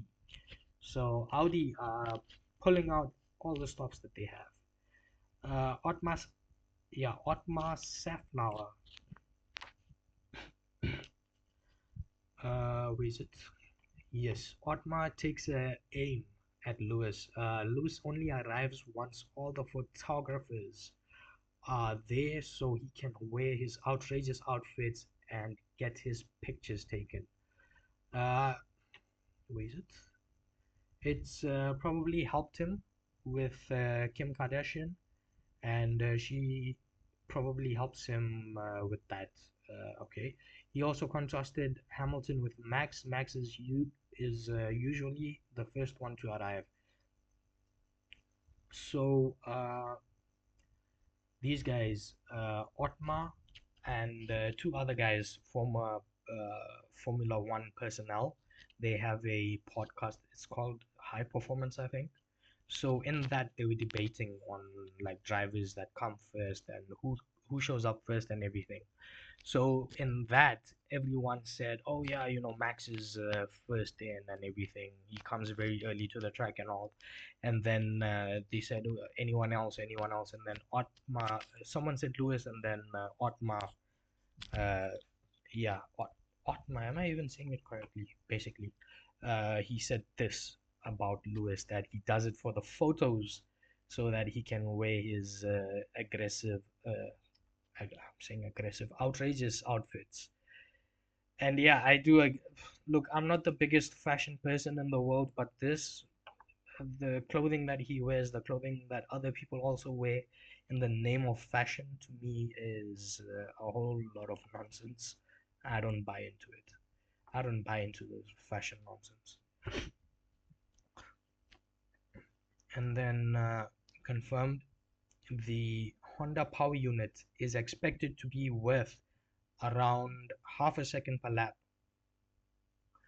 If these gains translate to the track, Alonso should become a regular Q2 contender and could even fight for Q3 appearances before the end of the season. So, uh, what's these guys called? Aston Martin. They are bringing upgrades to Zandvoort. It's an open secret. And Honda as well is bringing changes to the PU, to the what's it called, combustion engine and everything. They've reportedly uh, done away with the vibrations and everything that Alonso was suffering from, Lance was suffering from. And apparently they've found power in the engine that they can extract. So second half is going to flip on its head, basically. And then this one, yes, I was talking about the reliability of the Merc engines. Mercedes admit grid penalties for Kimi and George are now almost inevitable this season. Reliability issues have left the team with little margin, meaning both drivers are expected to exceed their allocated power unit components in the second half of the year. Mercedes says they're working to delay the penalties for as long as possible to minimize the impact. I think with Kimi you'll be fine because he has quite a gap. But with George, yeah, you should look to delay. Yeah. And then Aston Martin have multiple upgrades planned. After the summer break, Zandvoort, they have engine and aero updates. They have a weight reduction in Baku and Monza, or Baku, Monza or Baku. They have another upgrade coming. So Aston Martin, if what they are saying, if what they are being shown on data is translated accurately, they will be there, man, fringes of points. And they will be right there on the fringes of points by the season end. So let's see what happens. And again, it's Adrian. He's going to get it right at some point. It's just when will he get it right? So yeah. Red Bull are set to introduce fewer upgrades than other top teams in the remainder of 26. The Austrian team will switch focus to 27 earlier than their rivals. So that's that. Esteban's seat is under threat. Yeah, apparently they're going to give it to a rookie. But yeah, Ocon I feared. And then Aston could end up 2026 as the fifth fastest team if the Honda upgrades work as intended. Again, the aero weight reduction, everything is fine from Adrian's side. It's Honda that need to tighten their end up. Combined with the additional chassis updates, the new Honda engine could put Aston at the front of the midfield. So everything depends on Honda. So let's see. Haas are still what's it called? Haas are still suffering from significant financial limitations. Admits IO com admits their team principal. Man, leave me alone. On another day, I can pronounce that name fine. It's just right now I'm struggling. Color signs as options as Audi closes door with Bortoletto backing Hulkenberg and with Audi backing Hulkenberg and Bortoletto. Carlos Sainz's hopes for securing a seat with Audi have been firmly shut down by Mattia Binotto, putting the Spanish drivers' future in Formula One in serious doubt. Carlos Sainz eyes options as Audi closes doors. So basically, Sainz Senior, he had set it all up for Junior to move to Audi, be the number one driver, lead the team and everything. But then Carlos Junior, I don't know what went through his head. He backed out of everything, and yeah, now he's in a spot where he has to stick with Williams because there's no other seat opening. And because of Carlos's future, oh, I haven't saved it immediately after the start. Damn it. What's this? Team India's current injured list: Bumrah out with a knee, Hardik out with a back, Nitish, I don't know, it was just general fitness, I think. Washington is under observation. He might come back for the second test, but I think you're pushing it. If he's not fit to play for the first, then just leave him out of the series. It's just 2 matches, man. And then Sudarshan is out with the toe. Prince Yadav is out with something else. Harshit, Varun, and Harsh Dubey are also out. 9 players injured. All are fit for IPL. Time to wait, wait. What? Okay, I'll say this over here. So, basically, a lot of questions were raised about the COE, the Center of Excellence Player Fitnesses, Center of Excellence Player Fitnesses, the doctors that give the players the all clear to go and resume cricket, and even the players themselves. A lot of questions are being raised because they are given, like for example, let's take Harshit Rana, right? He got injured before the World Cup, January, I think he got injured. Missed the World Cup, missed the IPL, was given the clear, played Ireland and England, and then got injured in England. So then who gave you the all clear if you're not fit to play? So there's a whole lot of questions going on about player fitness and who's giving all these certificates of fitness or sureties and everything. So the question is that all these people are injured, right, for international duties. But how come that when it comes to 2 months of IPL, everybody seems to be fit to play? If anyone has a long memory, remember Deepak Chahar? It was during COVID. He was picked for, I think it was South Africa Test series. India went to South Africa.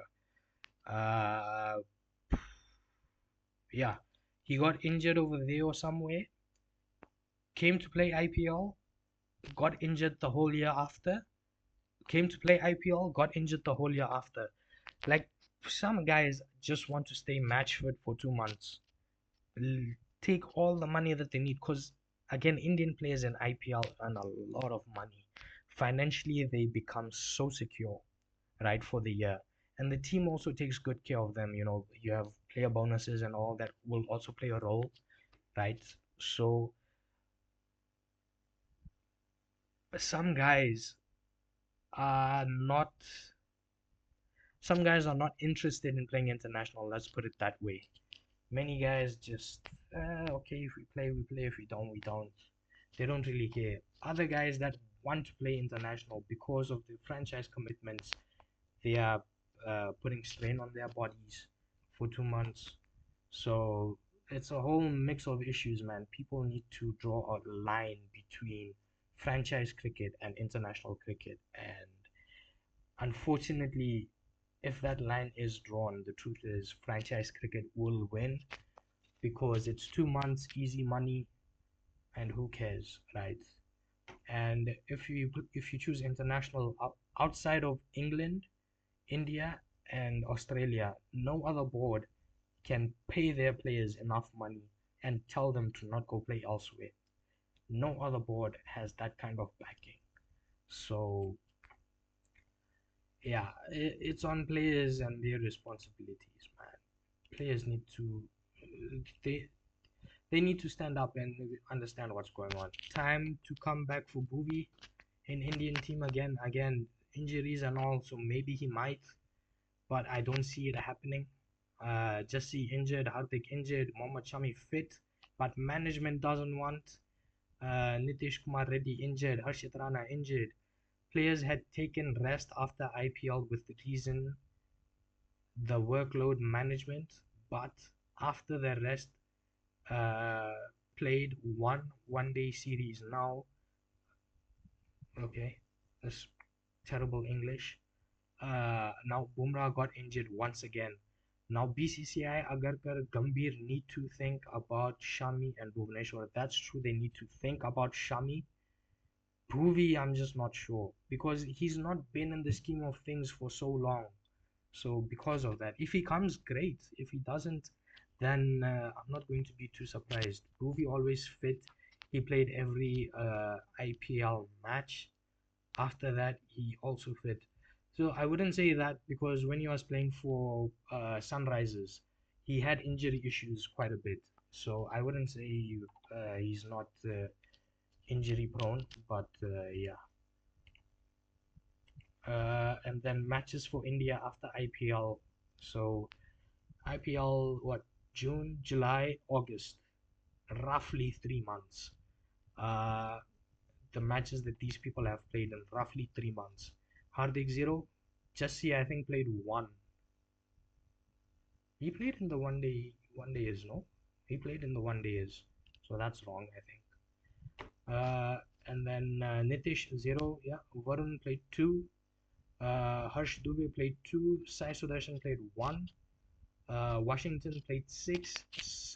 Prince Yadav played seven, and Harshit Rana played six. Fully fit in IPL matches and injured in international matches. This is a big question going around, not just for people like me on YouTube and all this, but even management. This is a big question being posed to them as well. So Team India injured players list. Just played 14 matches of IPL, injured after two international ODIs. Hardik played 14 matches and injured for international matches. Nitish played 14 IPL matches, injured for international. Varun played IPL with injuries and again injured in international. He also played with an injury in one of the matches, so yeah. And then Harshit, yeah, he just injured. Yeah, he didn't play the IPL because of injury. He played international a bit, then got injured again. IPL is the first priority for Indian players. This can I? Yes, this first line on top. IPL is the first priority for Indian players. Understand, man. People, as a fan, you care about your international team, about your international representation. As a player, you care about your country as well, but also you need to feed people back home. The problem is that even the international contract is enough for a year-long payday, but IPL is a shorter stint and even more money. So yeah, it's just one of those things. Audi goes offensive for yes, we've done this. Yeah, we've done that. Honda's great hope with the new ADUO engine. In previous eras, uh, adding horsepower meant, where is it? Adding horsepower meant a fixed and mathematical gain. In this new era, that's not the case. Honda's great hope is that those extra horses will generate a bigger leap thanks to the combined operation of the system. Under this regulation, the benefits of gaining more horsepower can multiply. You will gain power in the combustion engine, but that additional power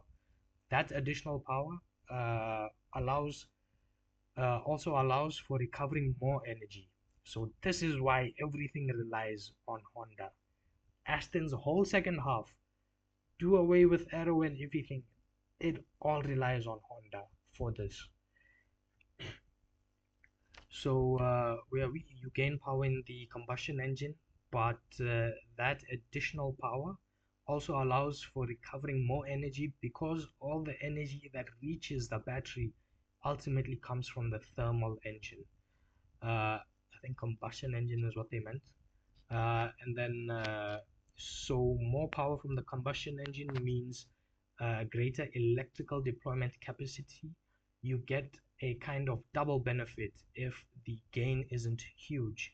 The lap time improvement can be quite significant. For example, I've done a quick calculation. So this is that person's calculation, not mine. With 30 more horses, a combustion engine could increase its fast cornering recharge efficiency by 25% on a circuit like Zandvoort. A total improvement could be around zero point 0.6 seconds, so 6/10 of a second. And on a circuit like Baku and Monza with more straights, it would be close to a second, being much more noticeable in the race than in qualifying. So Honda, man, everything is backed on Honda. Everything, every single thing. At Aston Martin banks on Honda. Joss Butler goes past, okay, and moves behind David Warner and Virat for most 50s in T20 cricket. So earlier we saw he became the highest scorer in the T20 format. In the T20 format, uh, what? Okay. T20 format, and now he's also got the third most half centuries, meaning 50 or 50 plus scores. David has 128, Virat 120, Joss has 115, and then there's a glitch, and then Chris Gale on 110. During, yes, finally now. So all this internal issues that were mentioned earlier, again, all the posts get mixed up because I saved them for about a week odd, so there's no continuity. So bear with me. You can just go back and see what I was talking about earlier when we saw those VVS Lakshman posts. It all comes down to this reports. According to some person, the difference between India selectors and the BCCI over Rohit's ODI future reportedly surfaced during the England ODI series last month. Reports claim that selectors had informed Rohit that he was not part of the World Cup plans. However, the BCCI reportedly held a different view, leading to internal disagreements. So basically, there's people in the BCCI and management that want Rohit for 27, and there's people that want him gone for the 27 World Cup. So that's where all those things started. And then, what's his name? Agarkar not giving clarity, not making a statement during those retirement rumors and everything, those final match rumors and everything at Lords. And that just made everything worse. So Agarkar, there was a time when no one even bothered with him. When Rohit was captain, they used to come to announce the teams.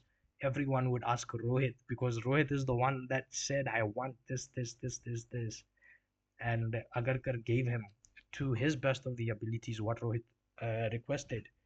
Even in the press conferences, the main questions were for Rohit. It was just Agarkar who just jumped in most of the times. Some were for him, some questions were for him, but otherwise he jumped in many of the times, man. And then Rohit gave success to India.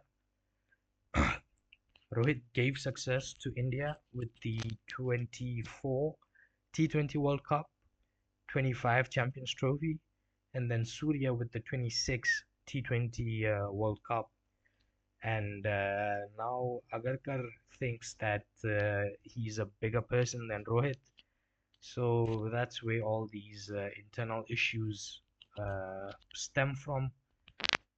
And yeah, at one point, Agarkar used to work with slash for Rohit. Now he's working against Rohit. So it's just one of those where loyalty is not expressed in the greatest of manner, let's say. And then Steve Smith on this day, being the 5th of August, Steve Smith marked a legendary comeback to Test cricket with twin tons, 144, 142 in the 2019 Ashes at Edgbaston. On this day in 2019, Steve Smith crowned player of the match as he single-handedly turned the game in Australia's favor. Now, I don't have a specific post saved somewhere else, so I'll say it over here. There is reports that Steve Smith is being asked to reconsider his one-day retirement for next year's World Cup. So we might find a situation where he takes himself out of retirement, plays the World Cup, and then retires after the World Cup. So that is a possibility for Stephen Smith. And if you want to know why 2019 Ashes is that important, is because of this. Where's this? Back after serving a 1-year ban following the ball tampering scandal, he struck those hundreds to power Australia to a 251 run victory. So this photo, 2018 photo, what a test series that was. I think on YouTube, if you search, there's a very good documentary. I think it's by Super Sports. I'm forgetting the name, but just search 2018 South Africa versus Australia Test series, and I think somewhere it should pop up. It's about 1 hour or so long, and it goes through the up and downs of the series. Nathan Lyon and them being disrespectful to AB de Villiers. AB de Villiers then puts out a tweet, says this series is going to be one to remember. And then the next match, no, AB got run out by Aiden, and then there was that celebration, and then he put out that tweet, and then the following match, he just smashed 100 and won the game. And then we went to Cape Town. I think it was in Cape Town, where everything unfolded with Cameron Bancroft and the sandpaper, and then who was it? David Warner, Cameron Bancroft, David Warner, Steve Smith,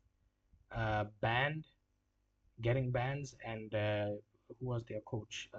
Darren Lehman, being made to retire or to quit coaching, basically, because his family was getting threats and everything. So yeah, apparently the way they put it out is that some of the senior guys in the group knew about it, others didn't, and they went ahead with it, man. They cheated and they got caught, and then this was his first game after serving that ban. And yeah, he's a great cricketer, man, no doubt. But the problem is Australians have always been cheaters. You name it, man. Ricky Ponting, Steve Waugh, whoever, man. Shane Waugh, whoever, man. They've all been cheaters, man. So yeah. Breaking news. What's going on? Hey, man. The problem with Indian media, by the way, everything is breaking. By the way, why is everything breaking? Ajit Agarkar and Team India management are considering the return of Mohammad Shami. This I know for Shami, but where it says and Bhuvaneshwar, that I'm still in doubts of, because the one or two people that I trust to be genuine, they also put out some hype about Bhuvaneshwar, but I'm not sure if it will materialize. But Mohammad Shami, he will come back. I have this, let's say, faith, this belief that he will come back. To the ODI setup ahead of the World Cup, the comeback discussions have gained momentum after Ravi Shastri and Ravi Ashwin backed the experienced pacers. Okay. Yes. Now this is slightly in more detail. I think this is the one. I don't know, man. I saved so many posts a long time ago. There's a power struggle behind Rohit Sharma's future. A new report claims the controversy surrounding Rohit Sharma's century and the BCCI secretary's public remarks have reportedly created tension between Ajit-led selection committee and the BCCI's top leadership. So, yeah, again, that statement from who was it? The secretary. He said Rohit is not going anywhere. He'll play as long as he's in our scheme of things. That was his statement. Ajit never made a statement. According to reports, some selectors and members of the team management believe Rohit should not be part of India's plans for the 27 World Cup. However, after the secretary's statements, the selection committee allegedly felt betrayed, believing the stance had charged under pressure. Huh? The stance was charged due to pressure from social media. If these reports are accurate, the bigger question is no longer about Rohit's place in the team. It's about who is really driving India's selection decisions. The problem is, as far as I understand it, two selectors are in favor of Rohit, two selectors are against Rohit, and then Agarkar puts the final vote in, and he goes against Rohit. So that's where we sit. Silverstone grid, yeah. Uh, what's going on? Ika will replace Famin, yes.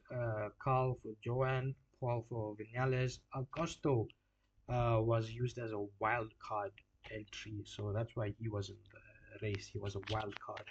And then Bez made his return after being given the all clear. Now, finally, this post came. I was thinking I didn't save this.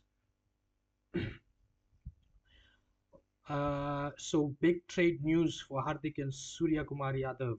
2.5-hour meeting held between Mumbai Indians, Hardik Pandya and Surya Kumar Yadav. According to reports, again, it's always according to reports. The Indian management recently held a 2.5-hour meeting with Hardik and Surya amid growing trade and exit speculation ahead of the 27 season. The discussion focused on the team's future plans, leadership, and the long-term vision. The management reportedly assured both of them of their importance to the franchise and convinced them to continue with Mumbai for the upcoming IPL season. Now, specifically, oh, do I want to zoom in? Can I? Okay, specifically for this man.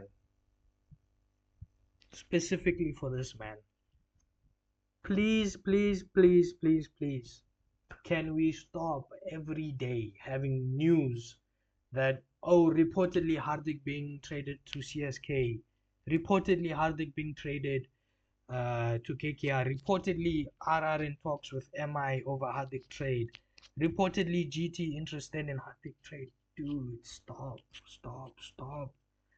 भाई वो इंसान है, वो ढोल नहीं है कि कोई भी आके बजा के जा रहा है हर रोज. Stop. Let the thing play out, man. No team is going to confirm whether they are buying a player or not. No one is going to confirm. Let the news come out from the team itself, then it'll be official. Or let one or two key personnel that report news, let them break the news. Right now, everyone is going to be interested in Hardik Pandya. Captaincy option, vice captaincy option, finishing all rounder. What more do you want? He is a need for every team. The problem is, right now, as the IPL rules stand, we have the impact player and everything. So because of that, the all-rounder, let's say, is not as important. But him as a player is still important. He is going to be in demand by every team out there. Every team out there. It makes sense he goes to KKR because KKR need, after Russell, we need a finishing all-rounder and we need a captain. Ajinkya Rane is gone, finally, but we need a captain, so it makes sense that he go there. If he doesn't go there, he will go wherever is best the offer comes from. That's where he'll go every day, man. I'm so sick and tired of Hardik trade, Hardik trade, Hardik trade. Go away. Rohit's retirement, what happened behind the scenes? A very controversial report suggesting Rohit Sharma has, huh? Regarding Rohit Sharma has come out. It's extremely controversial whether whatever was going on behind the scenes regarding his retirement. This report from basically the Indian management and the selectors were on the same page that if Rohit plays the 27 World Cup, India won't win. The Indian team management and selectors together took the step, together took the top BCCI officials in confidence. Rohit was informed, brother, you are not in the plans. The discussion had ended right there. Rohit's retirement was as good as done and dusted. But as soon as this news leaked out in the media, backlash started on social media. People started speaking up, and the BCCI had to take a step back. The secretary had to come out and publicly clarify that, brother, Rohit Sharma isn't going anywhere. And after this public stance by the BCCI, the selectors felt, man, we have been betrayed. So this is basically what I covered earlier. Now the next part in no, this isn't in the report. I'm sharing my own view with you. It wasn't just fan backlash. A phone call was also made. I wouldn't believe the. I wouldn't take the name. You can Google it. The scriptwriter of basically is hinting at Jay Shah made a call. Everyone knows, man. Jay Shah made a call. It's not new. But yeah, basically, Rohit's future was done and dusted. That's why. Maybe I said it in the previous video. Maybe I didn't. Consider Lord's Rohit's last match until the New Zealand squad comes out. New Zealand one day squad comes out. If Rohit is there, fine. He survives another series. The problem is these selectors, man, they're making every series a trial for him. When at this stage of his career, he doesn't need to prove anything. He doesn't need to prove anything. You took captaincy first wrongfully away from him, and now you're trying to take his spot wrongfully away. It doesn't work that way. He has to be in the team. If India want a chance to win, he has to be in the team. Because if he goes, Virat is not going to waste time.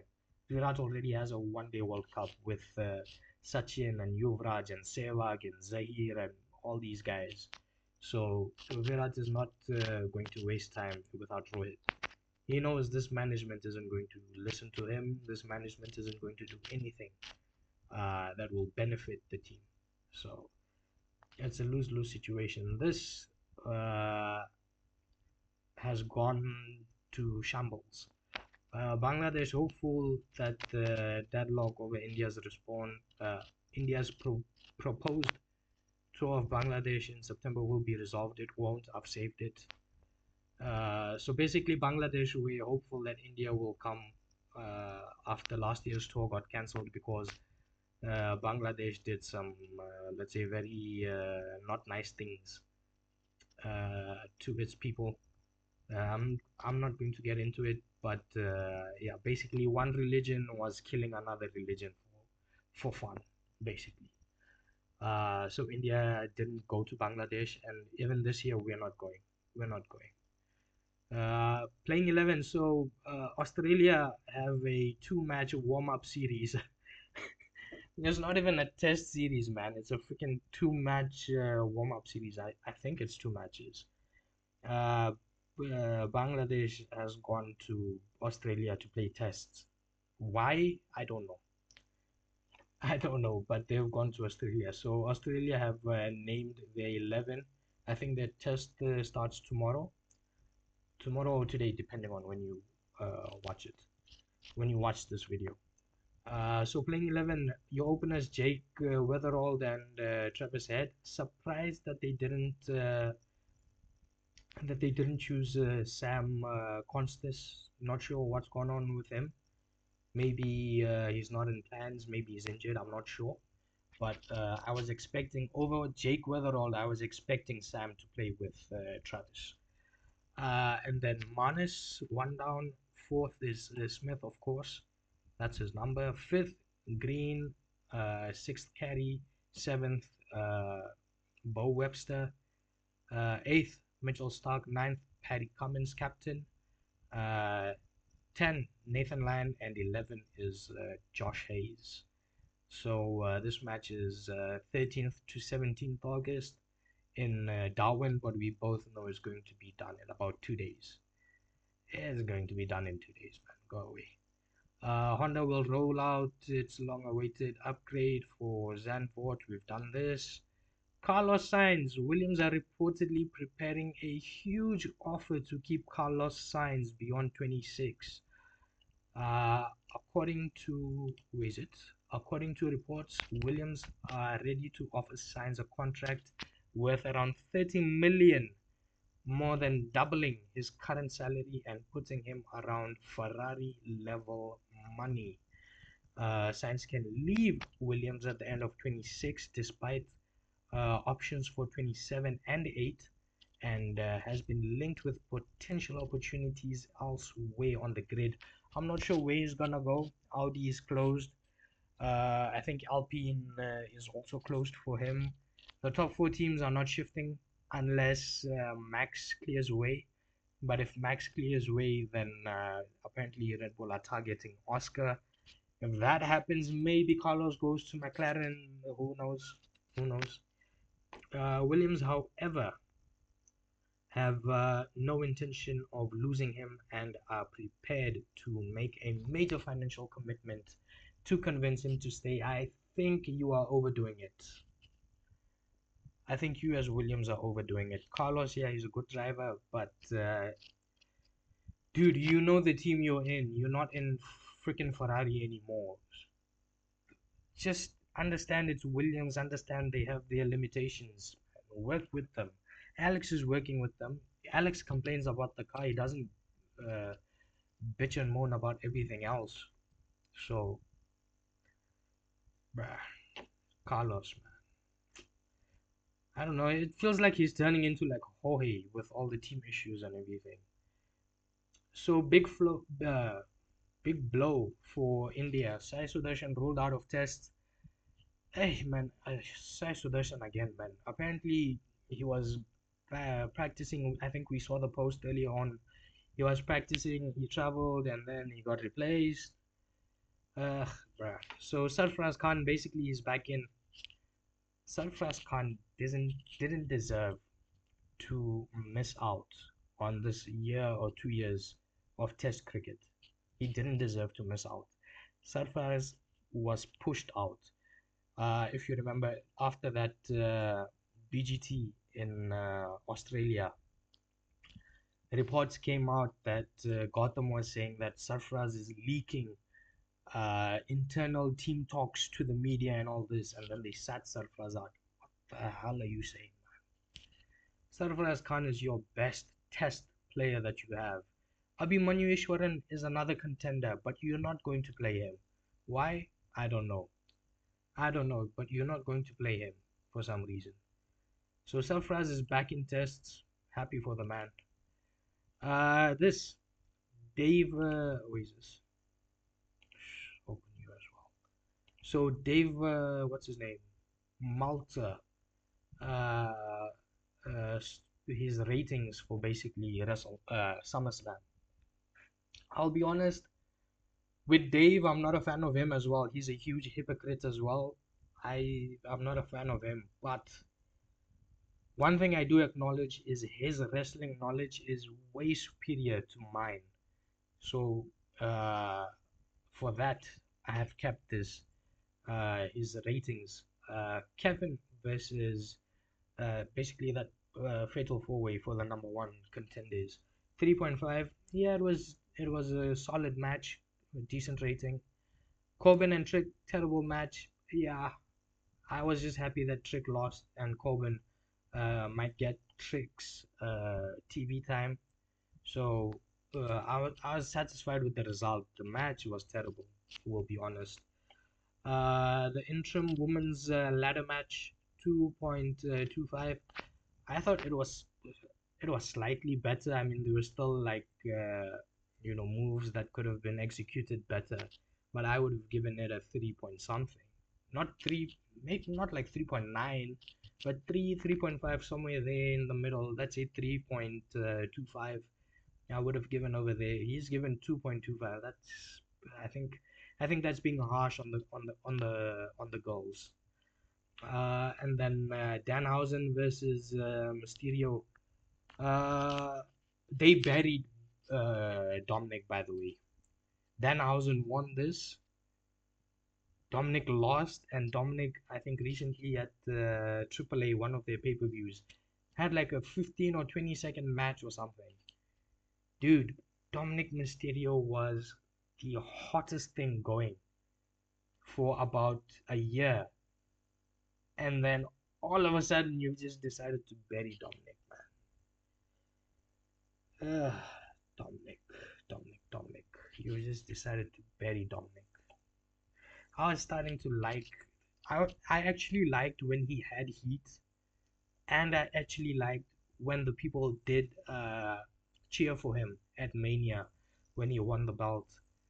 Dude, Dominic was turning into the hottest property in the industry, and you just buried him over 2 months. Just completely gone, man. Faded off. Chad and Penta, 2.25. Sorry, 4.25. Great match. Reigns and Rollins, 4.75. Great match. Two great matches, man. Ended on a real high. That was night two. Then this is night one.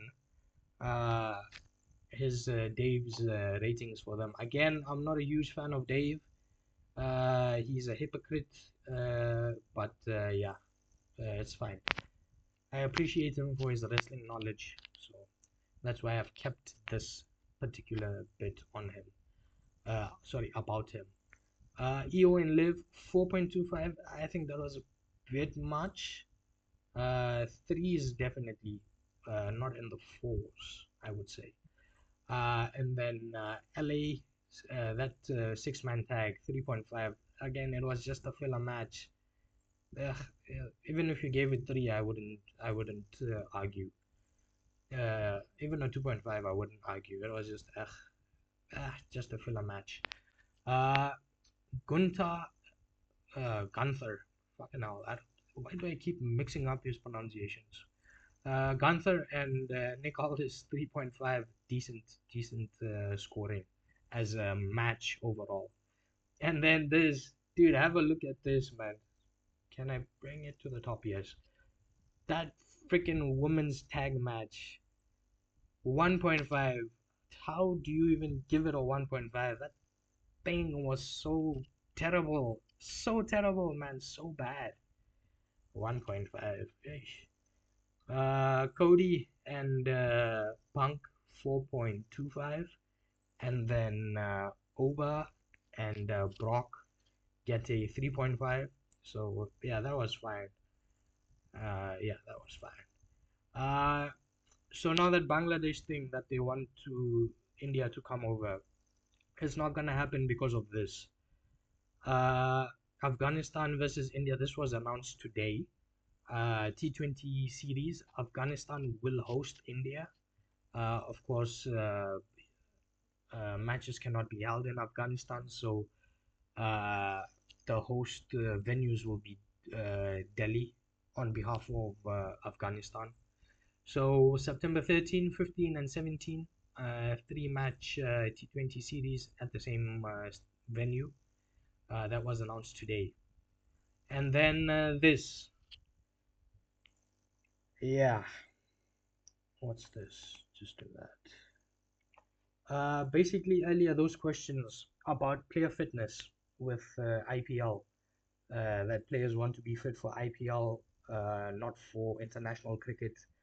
Uh, they held all this conference and this whole big showing and everything, and they didn't answer the question on what's going on with the players.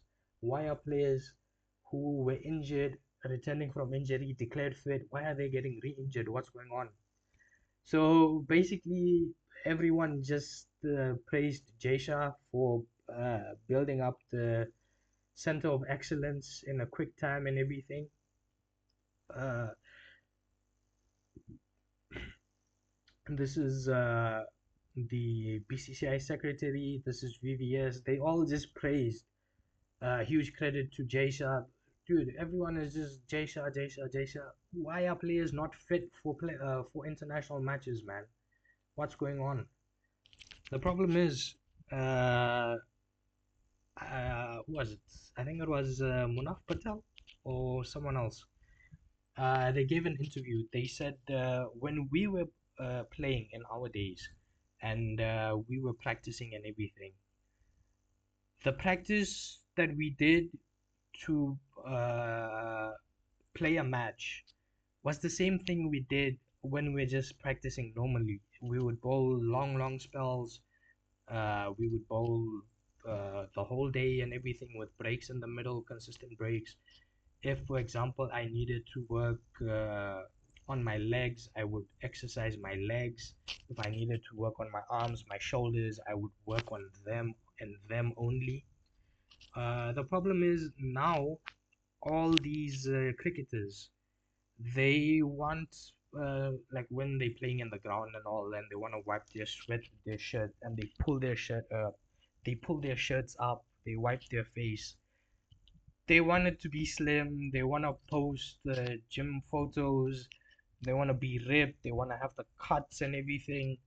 So I think he was pointing out that the exercise that players are doing is irrelevant to the requirements that they have for their body, for their style of play. So nobody addressed any of these concerns, and everyone was just saying Jaisha is a visionary who thought of India's prospects for 2040, 2050, the COE's best facilities. A lot of foreign delegations have visited. Same thing over here. Huge credit to Jaisha. I've seen firsthand the interest he took in the meeting and ensure every aspect was taken care of the COE is a great thing. Magnitude activities, COE is tenfold of what NCA was doing. NCA was the National Cricket Academy before the COE. So everyone just praised the COE for being built and Jaisha for building it. Nobody talked about the concerns of player fitness. That's nonsense, man. Australia are playing for this with them. I think it's a two-match warm-up series. I'm calling it a warm-up series. It's an actual series, by the way. Yeah, it's going to be an easy wash. Setback for them, Bangladesh. With the Afghanistan series being confirmed, those three T20Is being confirmed in September, the possibility of India touring Bangladesh next month has almost been ruled out. The Bangladesh Cricket Board has earmarked September 1 to 13th for the 6 white ball games, but India Afghanistan will play between 13 and 17. So, yeah, basically, we're not coming and leave us alone, basically. Now what is there? Yes. So India's assignment now for August is two tests. What's going on? It's is two tests in Sri Lanka the warm-up game has finished. It was a 4-day warm-up turned into a 3-day warm-up. India managed to win that by 6 wickets. Mohammad Siraj finishes off in style. Sir Mohammad Viv Siraj Richards finishes off in style with boundaries. Shubman Gill is in doubt. Shubman Gill did not bat uh, in the first innings. He has a wrist injury. He batted the second innings. I think he should be good to bat in the first test, barring some other circumstances in practice or whatever. But we'll see when the playing 11 comes out. But right now it's still the 12th going on to the 13th, so still about 2 odd days. I expect Gill to be fine, to be cleared to play. So yeah, uh, yes, this is the, where is it? Yeah, this is the tour. The 3-match one warm-up has been done. Sri Lanka actually gave quite a very good pitch, batting friendly, and bowling friendly pitch as well. So everyone got their shots in. Where are we? Yes. So the first test is on Saturday. Today is what is today? Today is Wednesday, going on Thursday. Uh, yeah. First test is in Gal. Second test is in Colombo. We'll get to the second test when we get there. I will show up between the first and second test, so that is not an issue. Regarding the first test, uh, what in the world? Yes, regarding the first test, this is my this is my playing 11. Hands up. Uh, I didn't make this according to me. I made this with keeping in mind the trends of the management thus far, deep batting and all this.